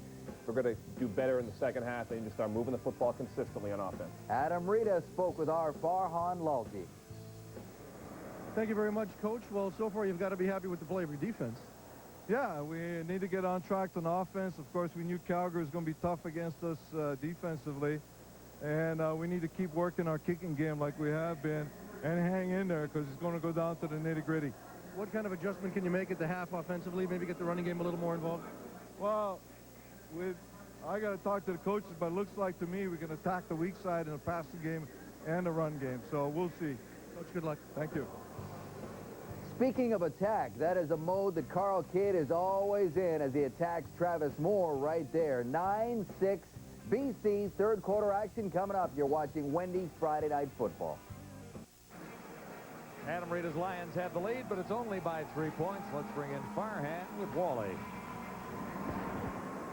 Thank you very much, Coach. It looked like the Lions were in control in the first quarter, but you guys hung in it, and you're only 3 points down. Well, that's true. Our defense, kept us in the game, and they're playing very well. But, our offense has got to pick it up something. We got to do a better job on the protection, and we got to control the line of scrimmage. Right now, they're taking it to us, and that's not good. Coach, good luck in the second half. Thank you. Lots of Hall of Famers around the building tonight as the BC Lions welcome a few more members to their wall of fame. Second half is underway. Nice return for Simon. Kelly Malvo over to make the stop as G. Roy Simon opens things up with a bang for Lions fans. Both quarterbacks in this game have struggled in the first half. Damon Allen got off to a pretty good start. A lot of his 100 yards coming in the first quarter and early in the first quarter. Marcus Crandall did not complete a pass in that quarter. 7 of 15, and the 7 were all in the second quarter. And both coaches talking about how they need their quarterbacks and their offenses to get on track in a hurry. 40-plus for G. Roy Simon on the return to set the Lions up nicely inside the Stampeder 45 at the 43. Allen is on the money. Down to the 30. Simon, back-to-back big plays for BC. Damon Allen had great field position when you look at it. Own 52, 47 of Calgary, 40 of Calgary, 52 of Calgary. Those are all field position that you should take advantage of as far as getting points on the board, and all they got was the 1 touchdown. That was the frustrating part. But you could tell at halftime they talked about going over the middle on those quick hots, try and take advantage of that linebacking core of the Calgary Stampeders. Gain of 13. Another Lions first down. And another completion. This is Brett Anderson. Good for at least 10 more. Anthony Malbrough over to make the stop after a 15-yard gain. When you talk about Damon Allen, and he takes a lot of criticism, but what he's done in his career, over 57,000 yards passing, and when you look at the Big Four, and I talk about the Big Four, Warren Moon, John Elway, Dan Marino, and football in North America, that's what they average per season. Damon Allen would be second in that list. That's a pretty impressive list. This is Chris Wright. Not quite the touchdown. Forced out of the 3. Malvo was there to save 6 points. Getting Chris Wright involved as he comes around and underneath, trying to take advantage of that defensive line. They were penetrating in the second quarter, getting way upfield. That's the type of play that's designed to take advantage of that. As the defensive line come upfield, Chris Wright slides in behind him, and he's got him on the doorstep. G. Roy Simon started it off in the second half for the Lions with a 40-plus yard return, and look where they are now. First and goal to go at the 3. Sean Millington has cracked 1 at it, and he's down to about the 1. Mark at a gain of 2, and Michel Dupuis was there. One of the young Stampeder linebackers. That linebacking core certainly facing some difficulties. Otis Floyd is out. Well, Millington got cut off at the point of attack on the outside. I believe it was James Cotton, and then had to turn back in there into the hands of Alondra Johnson. Second down goal to go at the 1. No problem this time. Lyle Green. Boy, I don't know what Adam Rita said at halftime to the troops, but they came out a different football team in this second half. Likely what he said when he took over from Steve Barrato. The same speech. A very similar speech it could have been, because all the times that the BC Lions had great field position in the first half, didn't take advantage of it. He said, let's go. We get field position, you better get it in the end zone. And that's exactly what the BC offense did when Geroy Simon set it up on his return. So, a hot start to begin the second half. It's Lyle Green from 1 yard out. And the Lions lead it by 10. Second half, but Damon Allen really took over and put it in the end zone, didn't he? Well, it's the first time in 5 attempts inside Calgary's territory starting a drive that the BC Lions really took advantage of it with the major. And they got a little breathing room. Antonio Warren out to the 30-yard line with the return. Sean Millington leading the tacklers there. Look, Damon Allen came out with a little urgency. He got the field position from Geroy Simon, got Chris Wright involved on a little running play that came underneath to get him down to the goal line, and then Millington capped it off. Here's Damon Allen trying to get Chris Wright involved. Little change of pace. That's quickness to the outside, something Calgary hadn't seen all game. That gets them down in there close, and then they get to finish off the drive. And this is Lyle Green. It was Millington on first down, Lyle Green in the end zone on second. Stampeders will try and answer beginning at the 30. Little extension play for Antonio Warren. Needs one more block. But he'll get a first down out at the 50 anyway. Well executed by Marcus Crandall, who goes down the line of scrimmage and really is now optioning Carl Kidd. Carl Kidd has a choice to make as he comes up. Do I take quarterback or do I take running back? Either way, he's wrong, because there's one of him and 2 of them. The option, that's 20 yards.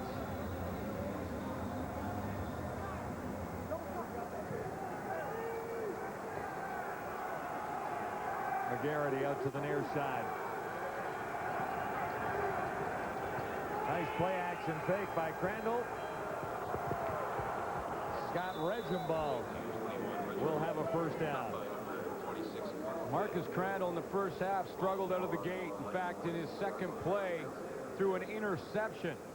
But you can see where the field position has been different. Look where they've started on their own 36, own 30, own 25, own 35, own 16. That's way different field position for Jacques Chapdelaine, the offensive coordinator, to work with than over on the other side that Adam Ritas had for his offense. 14 yards for Regenbald. Stampeders on a nice drive, and here's Kelvin Anderson. Close to a first down, running into Barron Simpson. So Anderson picks up a gain of 9 yards. The game, John, is really all about adjustments and how you can react on the fly and how Jacques Chapdelaine can make the adjustments. Obviously, he's gone a little bit more to Calvin Anderson. He wants to dump the football to the back. Scott Dybert caught one out of the backfield. Antonio Warren on the option. So now the running back's becoming more involved. Looks like that's his adjustment. Make it a gain of 8. This will be 2nd and 2, and that will not be a first down. Tyrone Williams and Noah Cantor in the middle of things down there. The one guy they can't get involved, though, is Travis Moore, who has just 1 catch for 4 yards. And because of that, and the fact that I've watched him most of this game being lined up one-on-one with Derek Lewis. So it's a matchup we talked about coming out, and because Moore has been so quiet, you have to give the edge to Bo Lewis so far. 3rd down. A yard to go. Stampeders go gambling here. Marcus Crandall. And the Stampeders believe they have the first down. The Lions look at it differently. Barron Simpson says no. Well, Barron Simpson is very enthusiastically saying no. And they're likely going to have to bring the sticks in. In fact, you know what? They're not even going to do that. Barron Simpson was right. The gamble does not pay off for the Stampeders. Calgary needed a yard, but Barron Simpson was there and waiting. Goal range, Glenn. They had an opportunity to put 3 on the board there. Yeah, that linebacking core for the Lions just settling in again. Barron Simpson was the guy at the point of attack who turned Marcus Crandall back. And they didn't even measure that one. Got a little help from Craig Powell. So on the turnover, the Lions are looking at first down at the 36. Allen goes to the shotgun and was thinking run. Now got it out from Millington, and there's a collision at the 40. Sean Millington won it after picking up 7 yards. Damon Allen is making it up as he goes along. And this was designed as a quarterback draw, quarterback to drop and then run there. That's shut down. There's no hole there because Alondra Johnson steps up in it, so he says, well, I'll just toss it out here to the outside. That's where, you know, you're the bottle cap. You go over here by the car, pretend you're hurt, then get up and I'll toss it out to you. Gain is 7. 2nd and 3. Allen over the middle, and a flag flies. Jason Claremont was the intended receiver. Jason Bray. Yeah, Jason Bray was the guy who had them all tied up. And the flag came down with Bray on the back of Jason Claremont. Forward pass interference. Calgary number 11. First down. You know, and Jason Bray really didn't argue at all. He went right back to the huddle and almost really pointed to himself. You know, one of those deals where he says, my bad. And we'll line up one more time. He's coming right over the middle, and you can see he's got both hands on the waist of Jason Claremont. First down Lions. Allen has been sacked a couple of times tonight. Not this time. Sliding safely and close to a first down. See Damon Allen rolling out there with the football in his left hand. And talking to Adam Rita yesterday, he said, you know, Damon Allen at 39 years old still amazes the team what he does in practice. You see how he had it in his left hand the whole time. In practice during the week, he'll actually practice throwing the football with his left hand when he's rolling to his left. And he says, you know, Adam Rita tells us that he just amazes the team with what he can do athletically and how smooth he is running the ball back and forth. He says, I'm shocked at how far and how well he can throw the ball with his left hand. Something that he practices. Looked like he almost tried to do it there. Might have thought about it. A smooth 10 yards and another Lions first down. BC has controlled the second half so far. Ball goes deep. Had time to throw. And then the pressure came. Greg Freres batted it away at the last second. Well, that's great coverage from the Calgary secondary because Damon Allen had a ton of steamboats before James Cotton finally got there. Allen drops back here, and Cotton's coming around, and it takes him a while to get there. He's working one-on-one on John Ottonetto. Now he gets up and around, picked up a little bit by Chris Wright, and finally, Allen, who I think looked at pretty much every receiver before trying to go deep to G. Roy Simon. Probably not a good move. A couple of defenders back there, including Greg Freres. Lions are 2nd and 10. Out of field goal range currently. A little high for Anderson.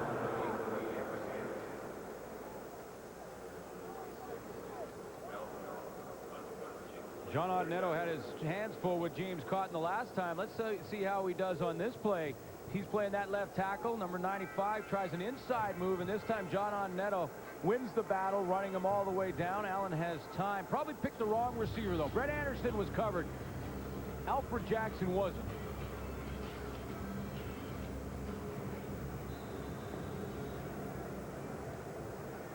McGarity and Warren are deep. Martino looks to put it down near the 10.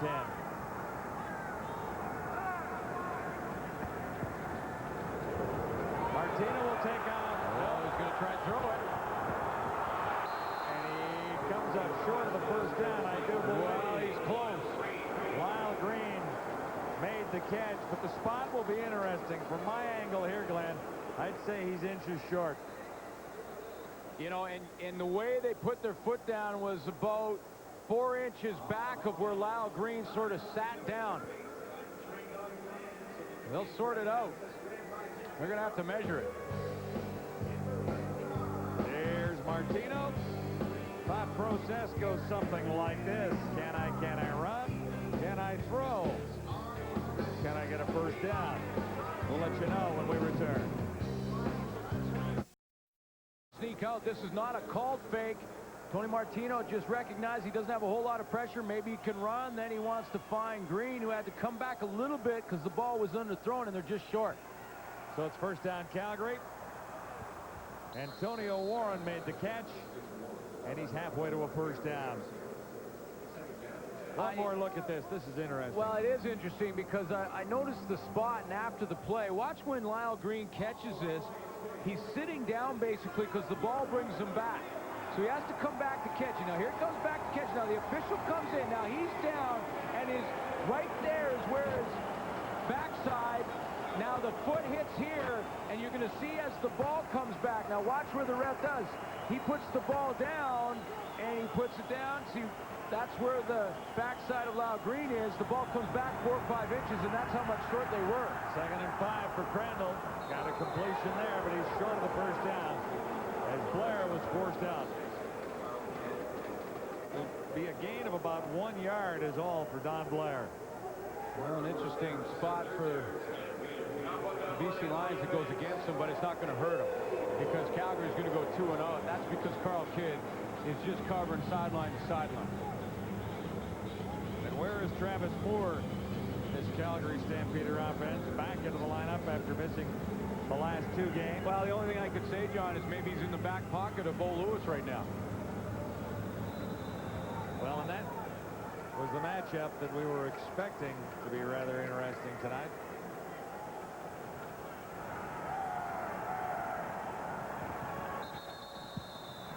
O'Mahony's kick will not count.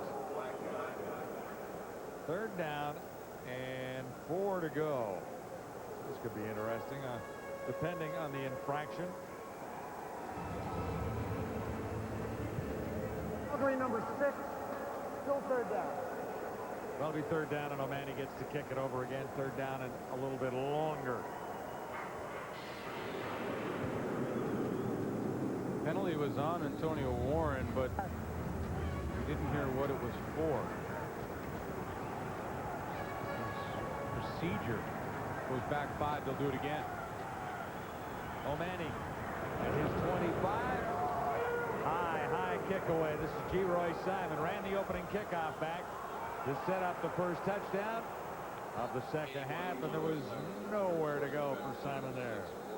Following the game, Lions on a nice roll, 8-6 after a real tough 1-5 start. Adam Rita taking a lot of credit for it, or at least getting a lot of credit for it. Yeah, he was talking yesterday about what a genius he is all of a sudden. Yeah. Right, or at least and joking around about it. Well, he said that his IQ has gone up and down so many times as a head coach because of what people say. You know, said there's a lot of qualified coaches out there. You become unqualified when you lose, and the Lions haven't lost under Adam Rita, which makes him the most qualified for the job. Well, they've lost 1 game.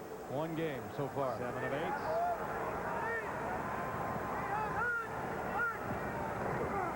On first down, it's Millington. And Alondra Johnson was waiting. Rita was just the quote machine yesterday at the press conference. Had a whole bunch for us. And, you know, it's very similar to when you think back to Adam Rita as a general manager made a change back in 2000. Greg Mons resigned, hint, wink, wink, nudge, nudge. And Steve Barato took over. Team finished 8-10, won the Grey Cup that year. This year, Barato fired, steps down. It was sort of a mutual decision between Steve Barato and Adam Rita. Then Barato, a couple of games later, joins the staff as the offensive line coach. That wasn't a wink, wink, nudge, nudge one? No. Oh, okay. That was really a mutual decision. Greg Mons was, you know, he stepped down, but he was being pushed down the steps, and he was out. And then Adam Rita put it in the hands of Steve Barato. Now, when Steve Barato was fired this year, Adam Rita and Barato are very good friends, and they sat and talked about it, and Barato said, listen, we've got to make a change for the better of the company, is how they said it. You know, and oftentimes that's what you got to think about. Take yourself out of the equation, and what decision would you make for the best good of the company? And that's what they decided, and it has worked for them because, like you mentioned, 7 of 8 for Adam Rita. G. Roy Simon picked up the first down, and they were a little over anxious down there to get the First down play underway, so it's been whistled down, and they'll start again. 1st and 10. So Simon's had a very solid second half, has he not?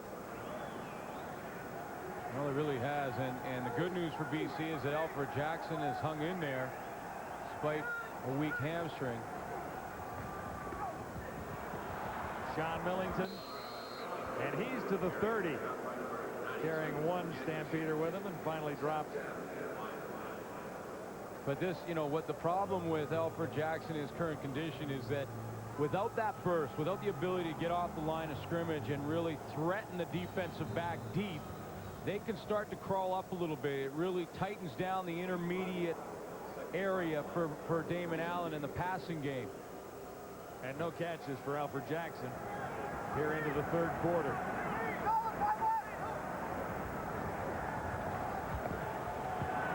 Damon Allen surrounded. He's been dumped a couple of times, got that one away, but no one was home. Alondra Johnson was the closest player to it. You know, it's such a consistent pass rush from the Calgary front four, and it's disciplined. And it's disciplined because they're setting up the trap. They're getting Damon Allen hemmed in. They're staying wide enough so that when he escapes, they still have players outside to cut him off. And you can see right there, Steve Anderson this time comes flying up the field to cut him off. Every time Damon Allen thinks he's broken containment, got outside and bought himself some time, there's a white jersey in his face. In the 1st quarter, it didn't happen.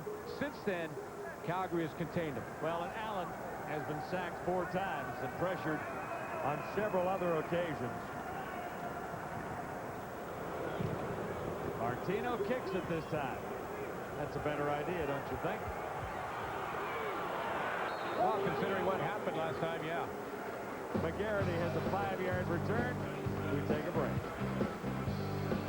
The Ultimate Canadian Beer brings you the Ultimate Canadian Road Trip. You could win a trip to 6 Canadian cities for 6 games with 3 friends in 9 days. I am Canadian. No purchase necessary. Must be legal drinking age. We're here to show you how the new Power Stripe from Right Guard Extreme works. It's got this stripe with extra odor fibers. Let's pretend this huge elastic band is the Power Stripe, and these guys are odor. See? It repels it. Get extreme. Get Power Stripe. On 1st down. A loose ball after the catch. Anderson made the catch. It's picked up. Chance for the Lions to hit the end zone again. Guess who? It's Kidd. He got pushed out at the 1-yard line. Crandall had to chase him down and get him out of there to save the touchdown. Kamal Peterson put it on the ground.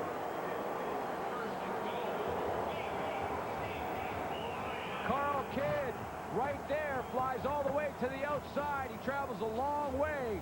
Kamal Peterson tackled there and stripped by Eric Carter. There's Kidd, who is always around the football. Now it's a foot race to the end zone. Crandall just gets him before he crosses that line. So here are the Lions set up at the 1. The quarterback makes the hit, saves the touchdown. The Lions are going to be difficult to keep out of the end zone here. Kamal Peterson putting it on the turf, and the Lions respond quickly, already leading by 10. 1st and goal to go from the 1.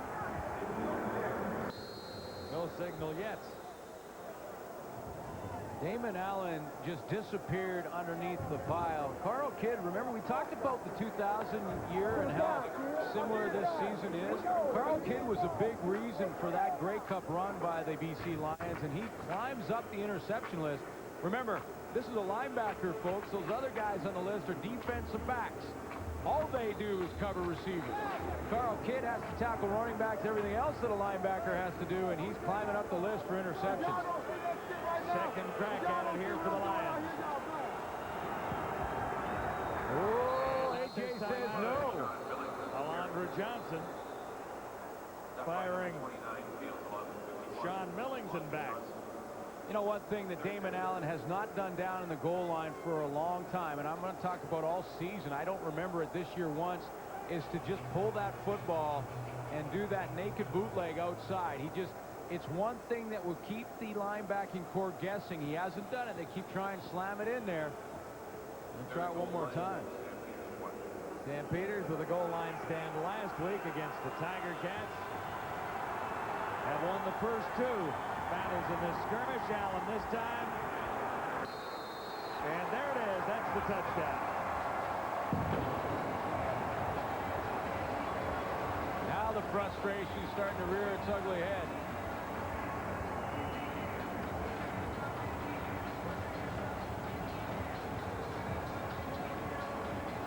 Oh, now you're going to see someone else probably get thrown out of this football game.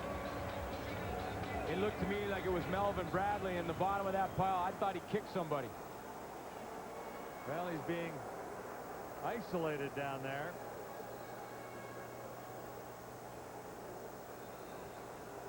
Separated from the pack, as it were. Well, you know, at the bottom of those piles, there's all kinds of stuff going on, and none of which you can really say on national television. Bottom line is, it is a dogfight down there. Calgary getting frustrated. Their offense puts it on the ground, puts them down on the 1-yard line. That defense holds them on 2 downs, and then the fight begins on the touchdown. But I thought Melvin Bradley at one point was either trying to get up and stepped on somebody or kicked him. And he's getting the walk now to the locker room. Chris Hoople already took an early shower for the Calgary Stampeders. Rough play, disqualification. Calgary number 74 will apply 25-yard penalty on the kickoff.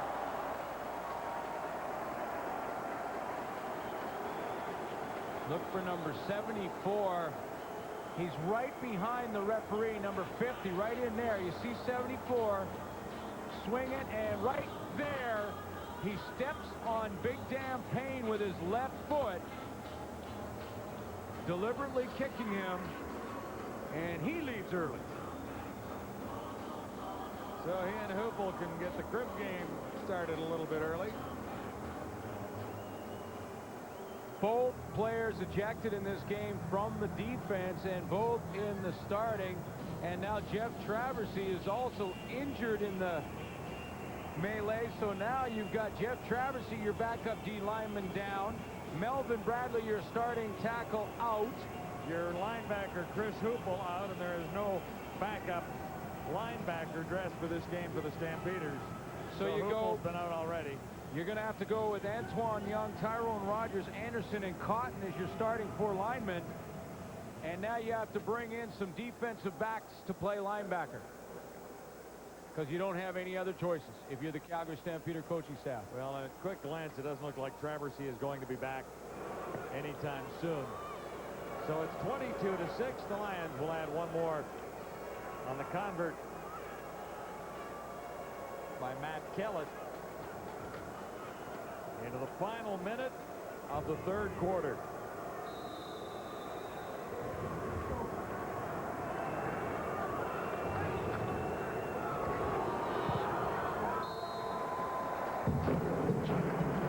So the Lions led by 3 at halftime. They've scored a couple of touchdowns there in the 3rd quarter.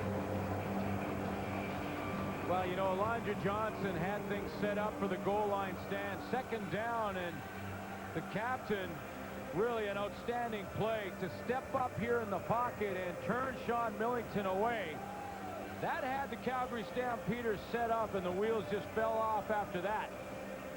Damon Allen crawled underneath the pile. He's going to dive down in here low, get in behind Jamie Terrace, and then the fight begins after that. And so not only did they give up the touchdown, but because of the fight, it goes from bad to worse, and the Calgary Stampeders lose 2 players from the D-line, Melvin Bradley and Jeff Traversy. Steve Anderson is just nicely back in the lineup. So Traversy being worked on by therapist Pat Clayton.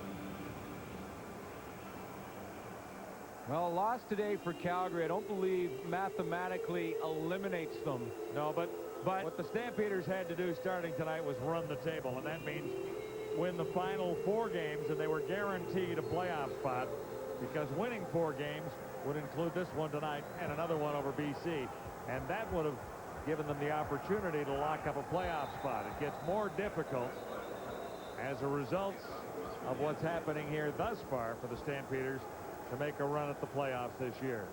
Well, and there's still a quarter to play and a lot of football to be played, and we're not ruling out Calgary from coming back in this football game, but you know, those standings are so tight in the West. 16 points for 3 teams. Winnipeg, Saskatchewan play each other this weekend, and Calgary winning this game would win the season series with BC, with a game to play against the Lions and a game to play against Winnipeg, and really put them in a good position.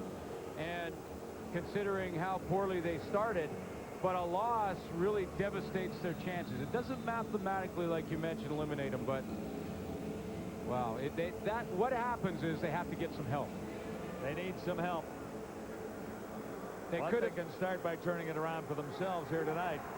They're down 23-6 against the Lions, who are flying all of a sudden. The odds look a little off. But here's Kelvin Anderson, short of the first down. Baron Simpson forced him out after a 5-yard gain. Now here's the crossover punt. If the season ended today, it would be Saskatchewan crossing over into the East and grabbing that playoff spot behind Montreal and Hamilton. Yeah, based on the league stats coming out this week, the BC Lions were in second, so they would host the Winnipeg Blue Bombers in the semifinals. Saskatchewan would cross over and play Hamilton. That's if it ended today. Now, Toronto's game on Monday against Hamilton, huge. If the Argos lose that game, they're out. Crandall got it away, got a completion, and Travis Moore has his second of the evening on the final play of the third quarter. Bo Lewis was there to make the tackle on Moore, who stopped short of a first down.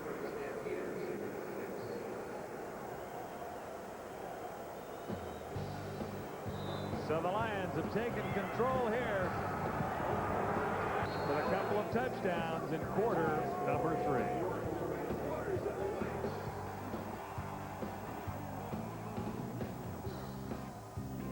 Two touchdowns for the BC Lions there in the third quarter, and they are 1 quarter away from making it 8 wins in 9 games. This was a 3-point game coming at a halftime, Schulte. So much on the line for both teams with this game, as Glenn and John were just talking about, and the Leos came right out and established their presence early in the third quarter. Dave, we talk all the time about the value of special teams in the Canadian Football League, and I think that opening kickoff return by G. Roy Simon just emphasizes the point that it means everything. Watch as this play develops. It's remarkable in the sense that as G. Roy Simon hits the 30-yard line right here, he knows exactly what he has to do. It's a single decision. Anytime you're a returner, there's a split second where you either take the play and you make the play off of it, or you hesitate and you get an average return. Credit G. Roy Simon for seeing that opportunity, capitalizing on opportunity, and that was the play in that second half that gave them the momentum, which is why they got the touchdown job. Well, Schultz, you talk about capitalizing, and, yes, and they're capitalizing on their mistakes clearly, and we just saw a big mistake there by the Calgary Stampeders, which will probably, I would say, turn out to be the TSN turning point. Here we're going to see Camille Peterson at the top of this screen. He's going to run what I call a smash route. He's going to come in and work his way outside. And it's a simple little play. He's run it 1,000 times. However, he does not hang on to the football, and it's a sheer lack of concentration. As a receiver, you practice time and time again. Catch the football, tuck it. Catch it, tuck it. And there's a situation where he didn't. We saw Jimmy Oliver do that again. Again, it's a receiver. We saw Jimmy Oliver do it last week at the end of the game, and obviously tossing the football game for Ottawa. And it's a situation where receivers are trying to do too much, ends up hurting you. Mm-hmm. And you hate to say it, Calgary did come in on a 2-game win streak, yes, but those wins came against Ottawa, and they needed overtime for that, and against a Hamilton team that's in total disarray right now with a lot of injuries and just not playing like the Hamilton Tiger Cats, and they're finding things a lot more difficult against a very tough Lions squad tonight. Well, the Lions are heading in the other direction, no question about it, with Adam Rita at the controls. Wally Buono defending the Stanley Cup has found 2002 a huge challenge. Chris Wright, first play, fourth quarter, and Wright waits for it at the 35. Stumbled there, and he'll lose a little on the return. Toon Kara leading the tacklers there for Calgary. Still, the numbers offensively really not impressive for either team. Now, the BC Lion numbers a little lower because of the field position advantage they've had in this game, starting I think now 6 times inside of the Calgary Stampeders territory. So that cuts down on your yardage.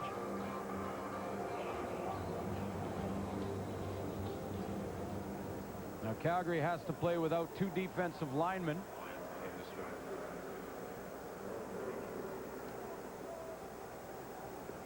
One thrown out, 1 injured.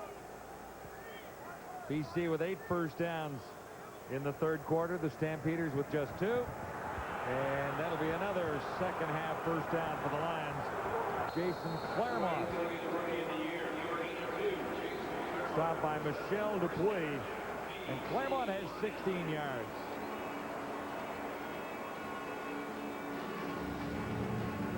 Well, there's no question Jason Claremont will be the BC Lions nominee for Rookie of the Year.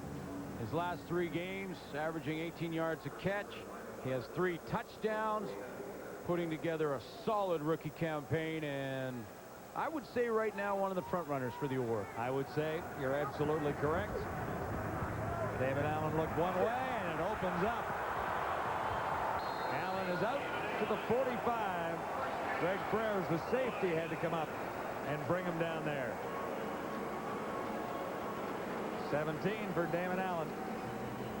You know, but Claremont has shown what great hands he's had this season. Some nice catches. He can do something with the football after he gets it, and he also can be physical. I mean, he's got good hands. He can take a hit, and not only take a hit, but he can deliver a hit. And that's what they've been impressed with here in BC. Smooth receiver that catches the football in traffic, but can also deliver a blow in the blocking game. Lions on a roll again, and what a catch there. Greg Frères was covering on Geroy Simon. You see where Damon Allen's now starting to attack this defense is right over the linebacking core, right in that area. Quick pass there to Geroy Simon. He hit Jason Claremont, all in that same area, and it's right in behind the defensive line, and that linebacking core, and just outside, right in these areas right here. Geroy Simon couldn't quite hang on to that. It'll be 2nd and 10. Here's Allen looking to take off again, and look at the room he's got. Sliding down at the 25 this time. Back-to-back big runs for Damon Allen, 17 in the previous one. See, and that's where Damon Allen is running the football as well, as he's running down that area, and that's where they're attacking it. They're deciding to attack now rather than the perimeter of the defense. Attack right where the losses are. Melvin Bradley in the middle is gone. Jeff Traversy, his replacement, out with an injury. Linebackers are backups to start the game, so that's where now Damon Allen is starting to attack. 18 yards there. See, he's going to just start to attack right in here and try and just, Alondra Johnson is isolated, and right in these areas are the soft spots for the BC Lions, and that's where they've been going at in this series. Back-to-back runs by Damon Allen, setting the Lions up. Sean Millington for 4 more. You know, and why not? I mean, that's just smart football to go after the replacements and just see if they can do it. And it's so important for Calgary to stop the run, something they are struggling with right now. If they don't stop the run, they don't win games. It's shown over the history of this season, because in their wins, they've held teams to less than 70. In their losses, over 150. And now they got a bunch of guys out of the lineup, and they're struggling against the run. Lions are looking at 2nd and 6. Allen threads the needle at the 10. Ryan. Well, guys, as you expect, the news is not very good for Jeff Traversy. Badly strained left ankle, possible ligament damage. He was being checked out by the doctors. They were doing different motion tests and asked him where it hurt. He said it hurts everywhere. Some areas it's bad, some areas it's worse, so he will not return. Not a whole lot of enthusiasm left on that Calgary bench and sideline. Thelwell gives the Lions a first down just inside the 10. 1st and goal at the 9. Allen goes for it. Alfred Jackson was the intended receiver, and Damon Allen is hurt. He took a hit. Antoine Young put a good hit on him, working on John Odinetto. just as he threw that ball. Really, Alfred Jackson, the intended receiver, was not ready and out of his break. But Allen had to get rid of it right there. You saw how he hurried it up. It wasn't pump fake, but then he had to hurry the throw because of Antoine Young, one of the few starting D linemen remaining. So it'll be 2nd and goal to go from the 9-yard line. Nice drive going. 6 plays to cover 66 yards. Allen got it away in a hurry. Got the touchdown. Great recognition from Damon Allen. Leroy Simon has had a great second half. See, both Allen and Simon had to know that the blitz was coming, and they had to adjust to the blitz. Because Damon Allen, his man in the blocking assignment is the blitzer, Jason Bray. Simon knows that, breaks off his pattern early, and that's not a good sign for Lions and the fans. Well, one thing about it, they may not need him the rest of the way tonight. Speaking of Damon Allen, not a lot of life left in this Calgary Stampeder bench right now. Lions on top 30-6. Damon Allen fires another strike, and Leroy Simon waiting in the end zone. Leroy Simon got the Lions started here in the second half with a 45-yard kickoff return. Now a 9-yard touchdown. See Damon Allen peek out here. Jason Bray's coming this way. That's his man and his responsibility. In other words, he's got to get rid of that ball before Bray gets there, hoping Leroy Simon saw the same thing, and he did. Well, there was a re-kick on the Converts, and in fact, we were correct. It is 30-6. Well, it's just great recognition by both players. Leroy Simon is on this side. Bray's coming this way. You see Jason Bray. Now Damon Allen stares him down, and then he knows if Leroy Simon saw the same thing, then he should be in that exact spot, and that ball was out of there in a hurry. There's Bray, number 11, coming off the top. Damon Allen has 3 or 4 seconds, and after this play, he limped off. Now, he wasn't hit on that one. It was the previous play. It was the previous play, and he looked pretty good on the throw, but this is the play that he was banged up a little bit on, and that was Antoine Young right there. We may not see Damon Allen the rest of the way tonight. Well, he has a 24-point lead.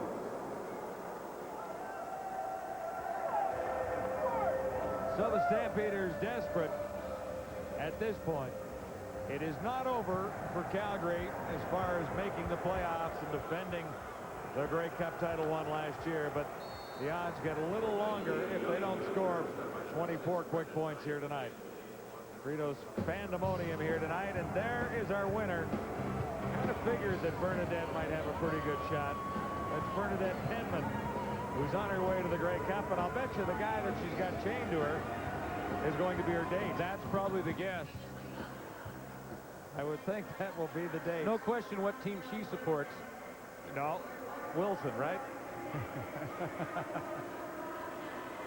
Well, it's an uphill battle for the Stampeders now. They've got to pull out all the stops, try and get up over top, and still, where is Travis Morbin? Crandall almost had another one picked off as Barron Simpson got his hands on the pass intended for Don Blair.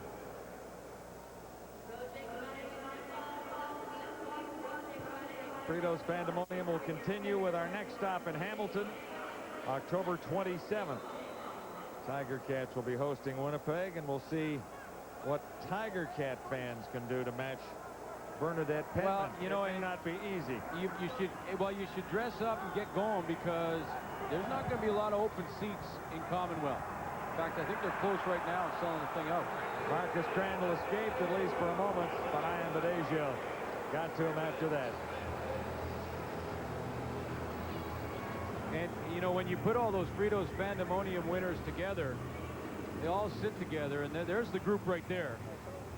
And, boy, we've seen them through the trips and through the travels, and Bernadette really represents the group. Well, with really, the way she looks. When you look at Bernadette, I think she put it all together for this one tonight. Yeah, and that's going to be some kind of section at Commonwealth Stadium. kicking again. Duncan O'Mahony.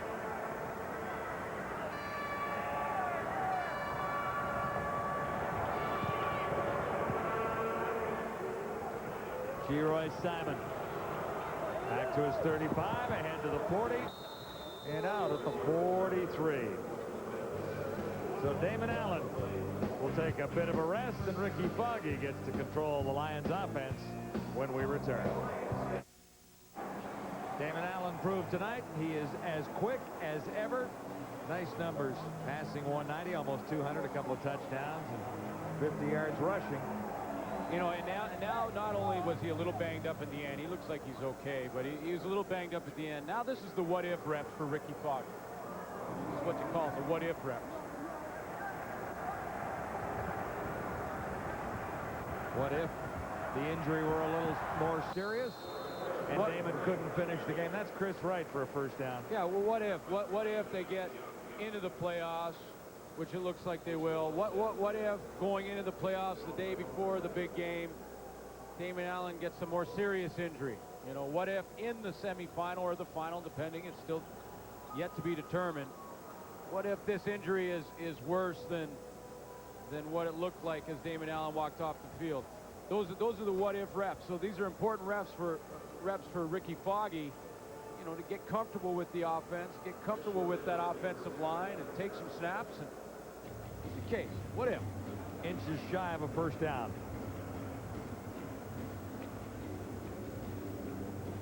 Tomorrow, another key game in the CFL. Saskatchewan at Winnipeg. And those two teams, along with the Lions, tied for second spot coming into tonight. Winnipeg at 8-6, Saskatchewan at 7-7 with a couple of ties. BC has the season series with the Bombers and plays Saskatchewan 2 more times before the season is over. So that should be a first down. Depending on what happens in that Winnipeg-Saskatchewan game, go a long way to determine what place these teams finish. I mean, this is the remaining season for the BC Lions. They go to Saskatchewan, then play Calgary again, and then take on Saskatchewan here at BC Place to wrap up the regular season.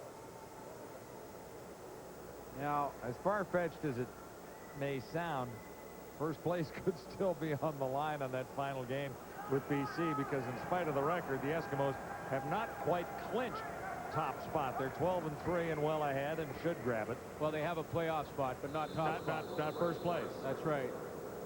Now, Wally Bono, you know, if he wins this game coming in, he had a chance to control his own destiny. Now he doesn't. He plays Winnipeg, BC, and Toronto. If BC holds on for 7 minutes, wins this football game, now he's going to need some help. Not mathematically eliminated, but he's going to have some other teams lose, and that's where you never want to have your fate determined by another team.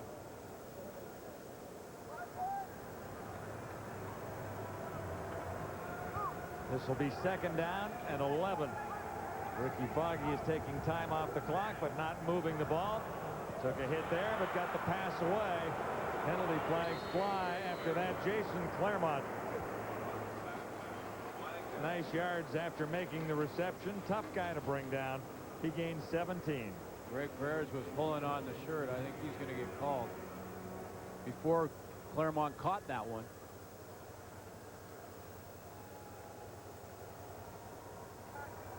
Forward pass interference. Calgary number 26 declined. First down. That was actually Anthony Marlborough on the interference. But that's why they love Jason Claremont. I mean, he catches that, and then 4, 5, 6, 7, 8 yards later, they finally get him down. Lions on top, 30-6. Looking at first down at the Stampeder 40. Ricky Foggy, a little too high for G-Roy Simon. Winnipeg plays the Saskatchewan Roughriders tomorrow, a second half of a home-and-home there. And then they will take on Calgary, Hamilton, and Edmonton. That's their remaining games. Now, they have lost the season series to the BC Lions, so they'd like to beat Saskatchewan try and take third place. Saskatchewan plays that Winnipeg game, then 2 against BC, which could determine second place in the West. And then there's the Edmonton game in there. And like you said, first place not wrapped up just yet. It gets a little bit muddled. But I do like the Eskimos' chances of finishing first at 12-3. Well, it was interesting talking to both coaches about their opinions on that. Ricky Foggy drills one for Thelwell. 2 Stampeders finally drag him down at the 10. Greg Frères was there. Pretty good throw by Foggy over the middle. Nice poise.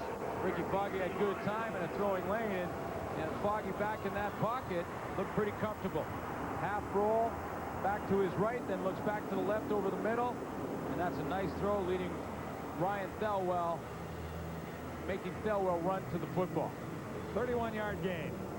You know, I talked to both coaches about that scenario, and Adam Rita loves the fact that the Lions haven't locked up anything. He loves it. He says they're going to have to scrap and fight till the end to find out where they're going to be in the playoffs. That's right. He said, I love that because the team's going to be ready. They're going to be ready on their own. I don't have to say a word.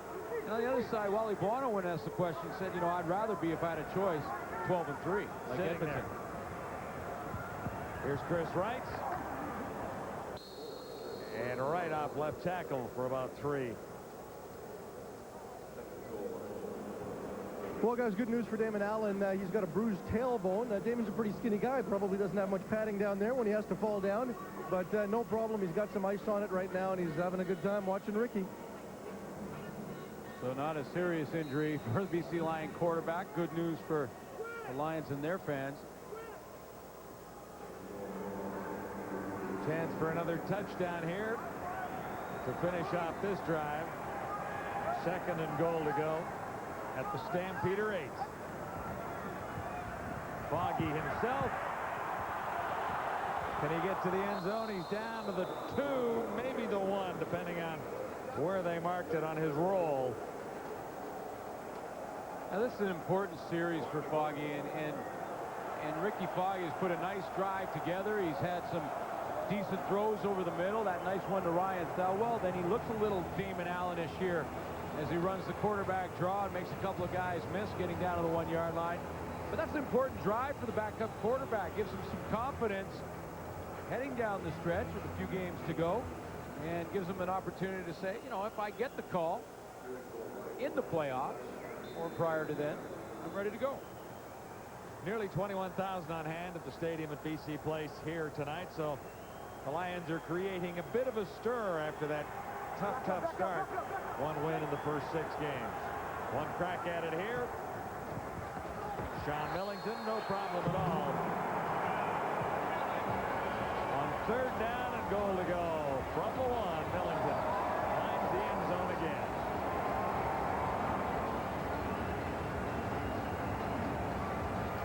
Millington with yet another touchdown on the season, and you just keep racking them up, and why not give it to Millington down there in the goal line? Awful tough to stop the Diesel.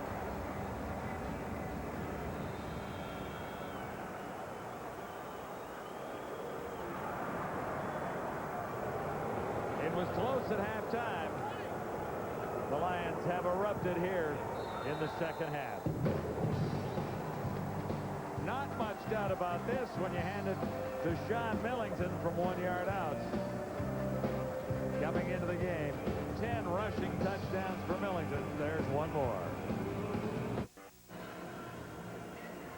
Sean Millington has another Lions touchdown from 1 yard out. His 13th of the season. Yeah, his reward for the touchdown, cover the kickoff. One of the best special teams players in Canadian football. Sean Millington throughout his entire career.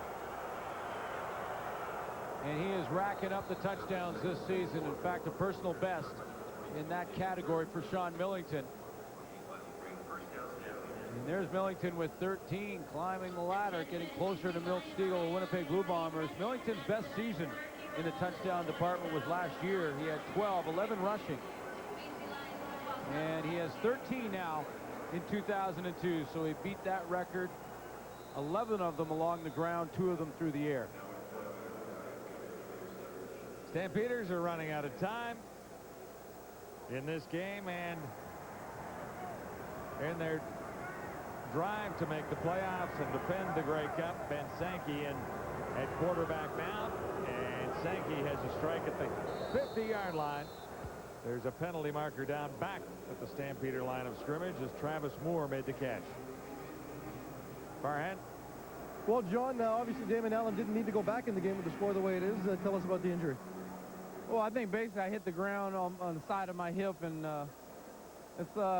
but it's okay. I mean, actually, yeah, I ran a few times, but it was quite hurting out on the field, and eventually I couldn't lift my legs, so eventually I had to come out. But I was thankful that we scored before I came out. You guys sputtered offensively in the first half, but you really came out in the third quarter and established the offense right away. Well, I think it was very important that we just made an adjustment, and you know, in the second half when we sputtered, we're in second and long majority of that whole second quarter. So when you're playing a good defensive football team or any team in this football league, you can't be second and 20, you know, first and 15 the whole second quarter and expect to move the ball. But you know, we knew in the second half we had to come out, gain positive yards on first down, but at the same time, you know, it just came together. I settled down, and I started seeing what they're doing and made the right adjustments. Thanks, Damon. Get healthy. All right, I'll be ready next week. 3-minute warning here in Vancouver. We'll be right back. Ben Sankey on first down connects with Wayne McGarity, and that'll be another Stampeder first down with that BC secondary laying off a little bit with a comfortable lead. Yeah, they're going to back up, and Ben Sankey gets a chance to take some reps and throw the football, and he's got the Calgary Stampeders moving. He started the drive by throwing one to Travis Moore, a forgotten man so far tonight. When it comes to Marcus Crandall's decision-making process, you know, be interesting to see what happens next year with this Calgary Stampeders in the quarterback position. Ben Sankey wants a team that can be his. On first down, Calgary, Sankey end zone toss, a little high, looking for Travis Moore.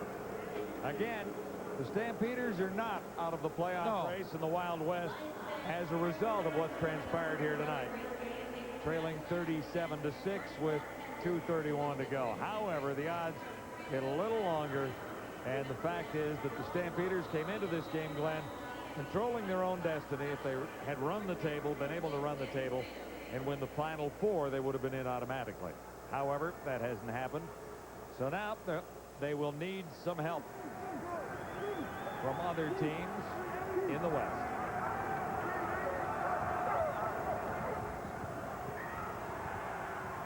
Sankey got it ahead, a little shovel pass to Antonio Warren. And we can't go through all the scenarios for you, but Marcus Crandall didn't have his best outing when you look at those numbers. He didn't get much help from a receiving core that was shut down tonight by a pretty good secondary of the BC Lions. So Marcus Crandall struggled again, coming off his best game versus the Hamilton Tiger Cats of the season.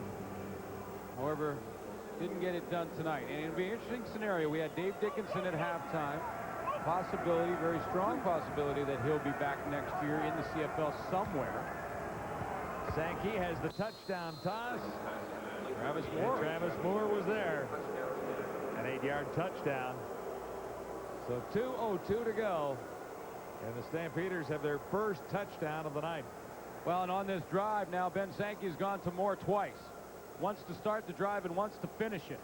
And maybe that's been the missing ingredient, and just trying to lock into your go-to guy, and that's Travis Moore.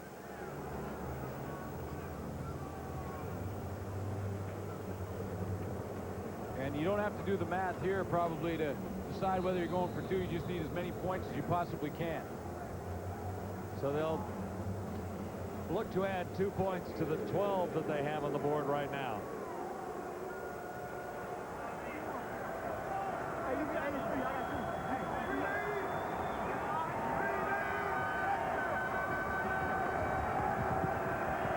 Sankey has time, and the target was smothered. But he made the catch. Well, I think anyway. Kamal Peterson caught it. Yeah, but there were 3 BC Lions around him. Yeah, and he drew an interference call from Manny Martin behind him, the safety. Martin hit him early. He's going to come right across the middle. That's where going to be the target spot right there. Here he comes, number 8. Manny Martin hits him there. BC number 23. That penalty is declined. We have a 2-point contest. Manny Martin called on the interference. Kamal Peterson comes up with the catch anyway. And when you look at this touchdown, Travis Moore and more, that's what the Calgary Stampeders have needed. He's right here. See how he recognizes it quickly. He's got inside position, and he's just going to slide into that hole. He's just trying to communicate to his quarterback. I know where the hole is in this defense. Throw me the football, and we're in there. You know, where was that for 3 quarters is the question. 2:02 to go, 37-14 on the scoreboard. Again, the Lions do not clinch a playoff spot with victory tonight.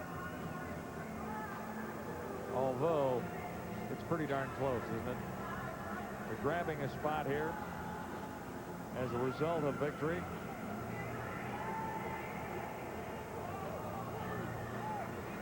Well, 7-1 under Adam Rita coming in. Certainly puts him in second place until the outcome of tomorrow's game between Winnipeg and Saskatchewan. Short kick. And it's right in the hands of the BC Lions.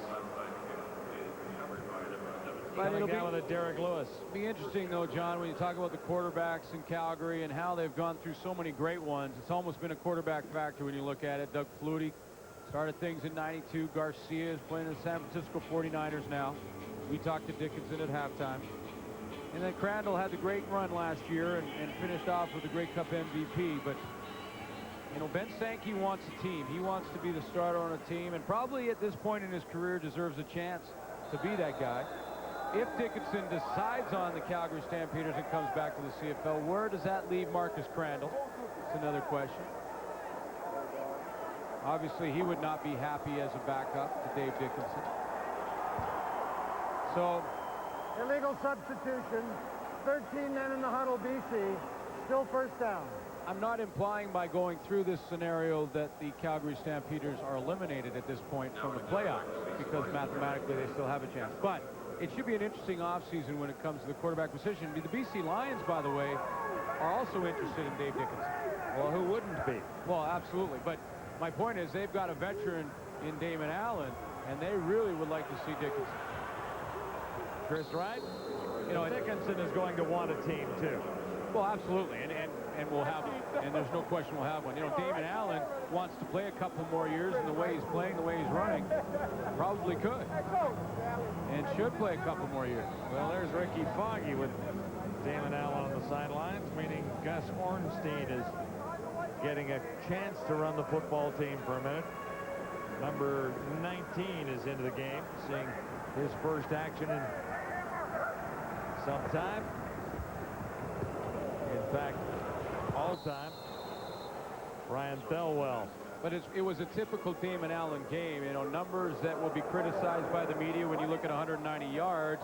However, the only number that matters was 37. That was the points that he put on the board. Because of those points and the plays he made with his legs in the second half, Damon Allen gets the game ball. Well, the streak has a little something to do with the way things are going for these Lions, too. Game ball tonight brought to you by SportCheck.ca, Canada's choice for sports.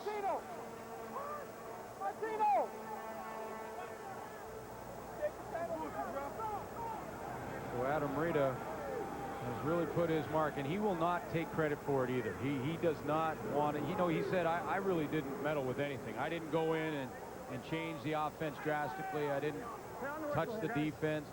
You know, maybe the only decision personnel-wise that he made was to move Brendan Ayanbadejo from the special teams to the starting linebacker core to solidify that group, and that's been their heart and soul since then. Tony Martino boots it down near the 5. No flags, but not much field position for the Stampeders with Antonio Warren returning there. He's falling forward for a bit.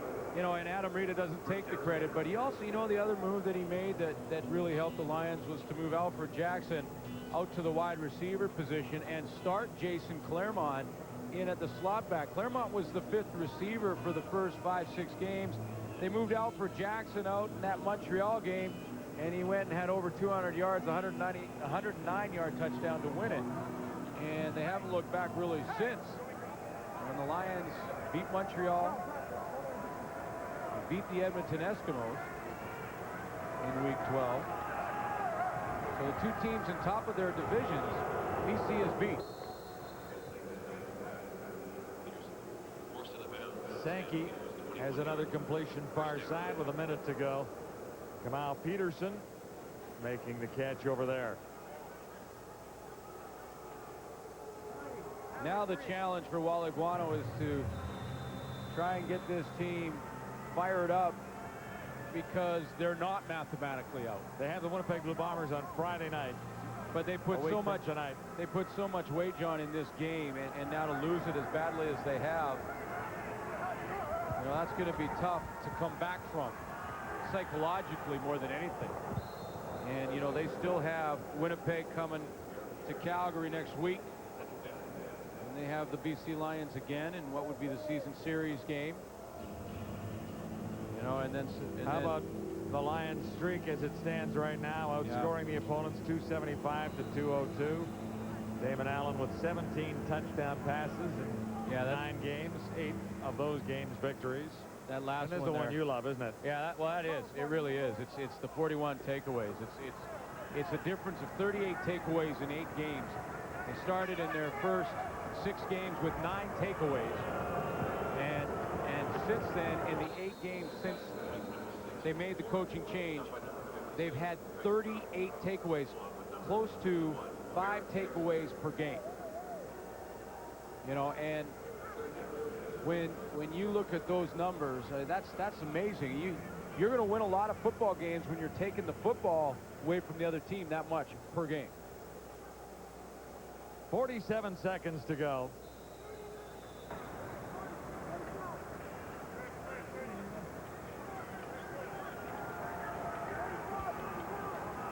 Stampeders looking at 3rd and 1.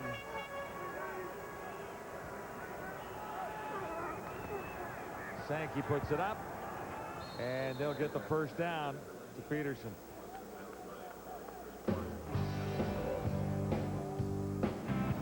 Wendy's Friday Night Football on TSN is brought to you in part by Wendy's.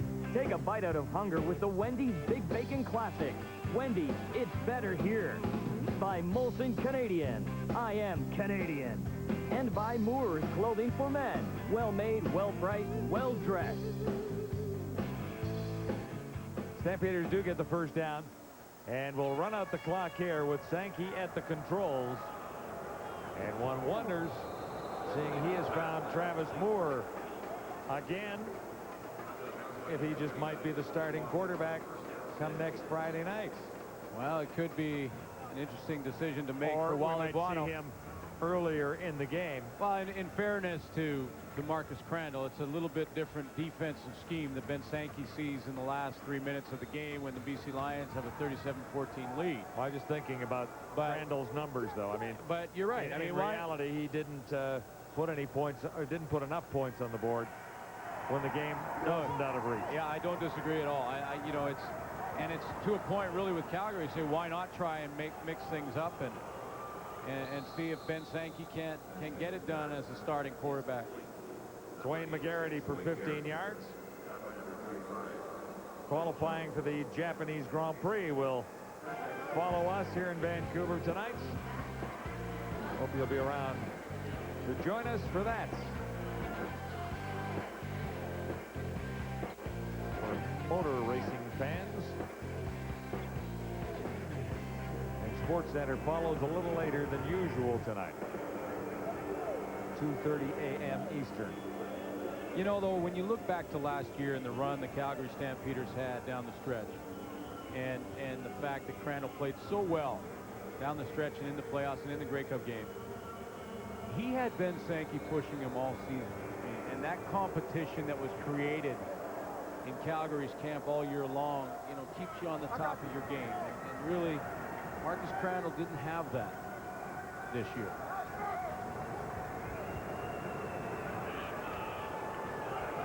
Antonio Warren makes the catch with 7 seconds left on the clock. So the BC Lions will improve to 9-6, solidly in second place, breaking that three-way tie, pending the outcome of a game tomorrow between the Blue Bombers and the Saskatchewan Roughriders. Which, from what I understand, is pretty close to a sellout in Winnipeg. Sankey on the run. No touchdown that time. Zeros on the clock. No flags anywhere on the field. So the BC Lions continue this wonderful run they're on. One more win. That's only one loss for Adam Rita since he took over. Wally Buono isn't mathematically eliminated, but he's going to need some help, and he's going to have to win all three down the stretch. Absolutely. That'll be a necessity.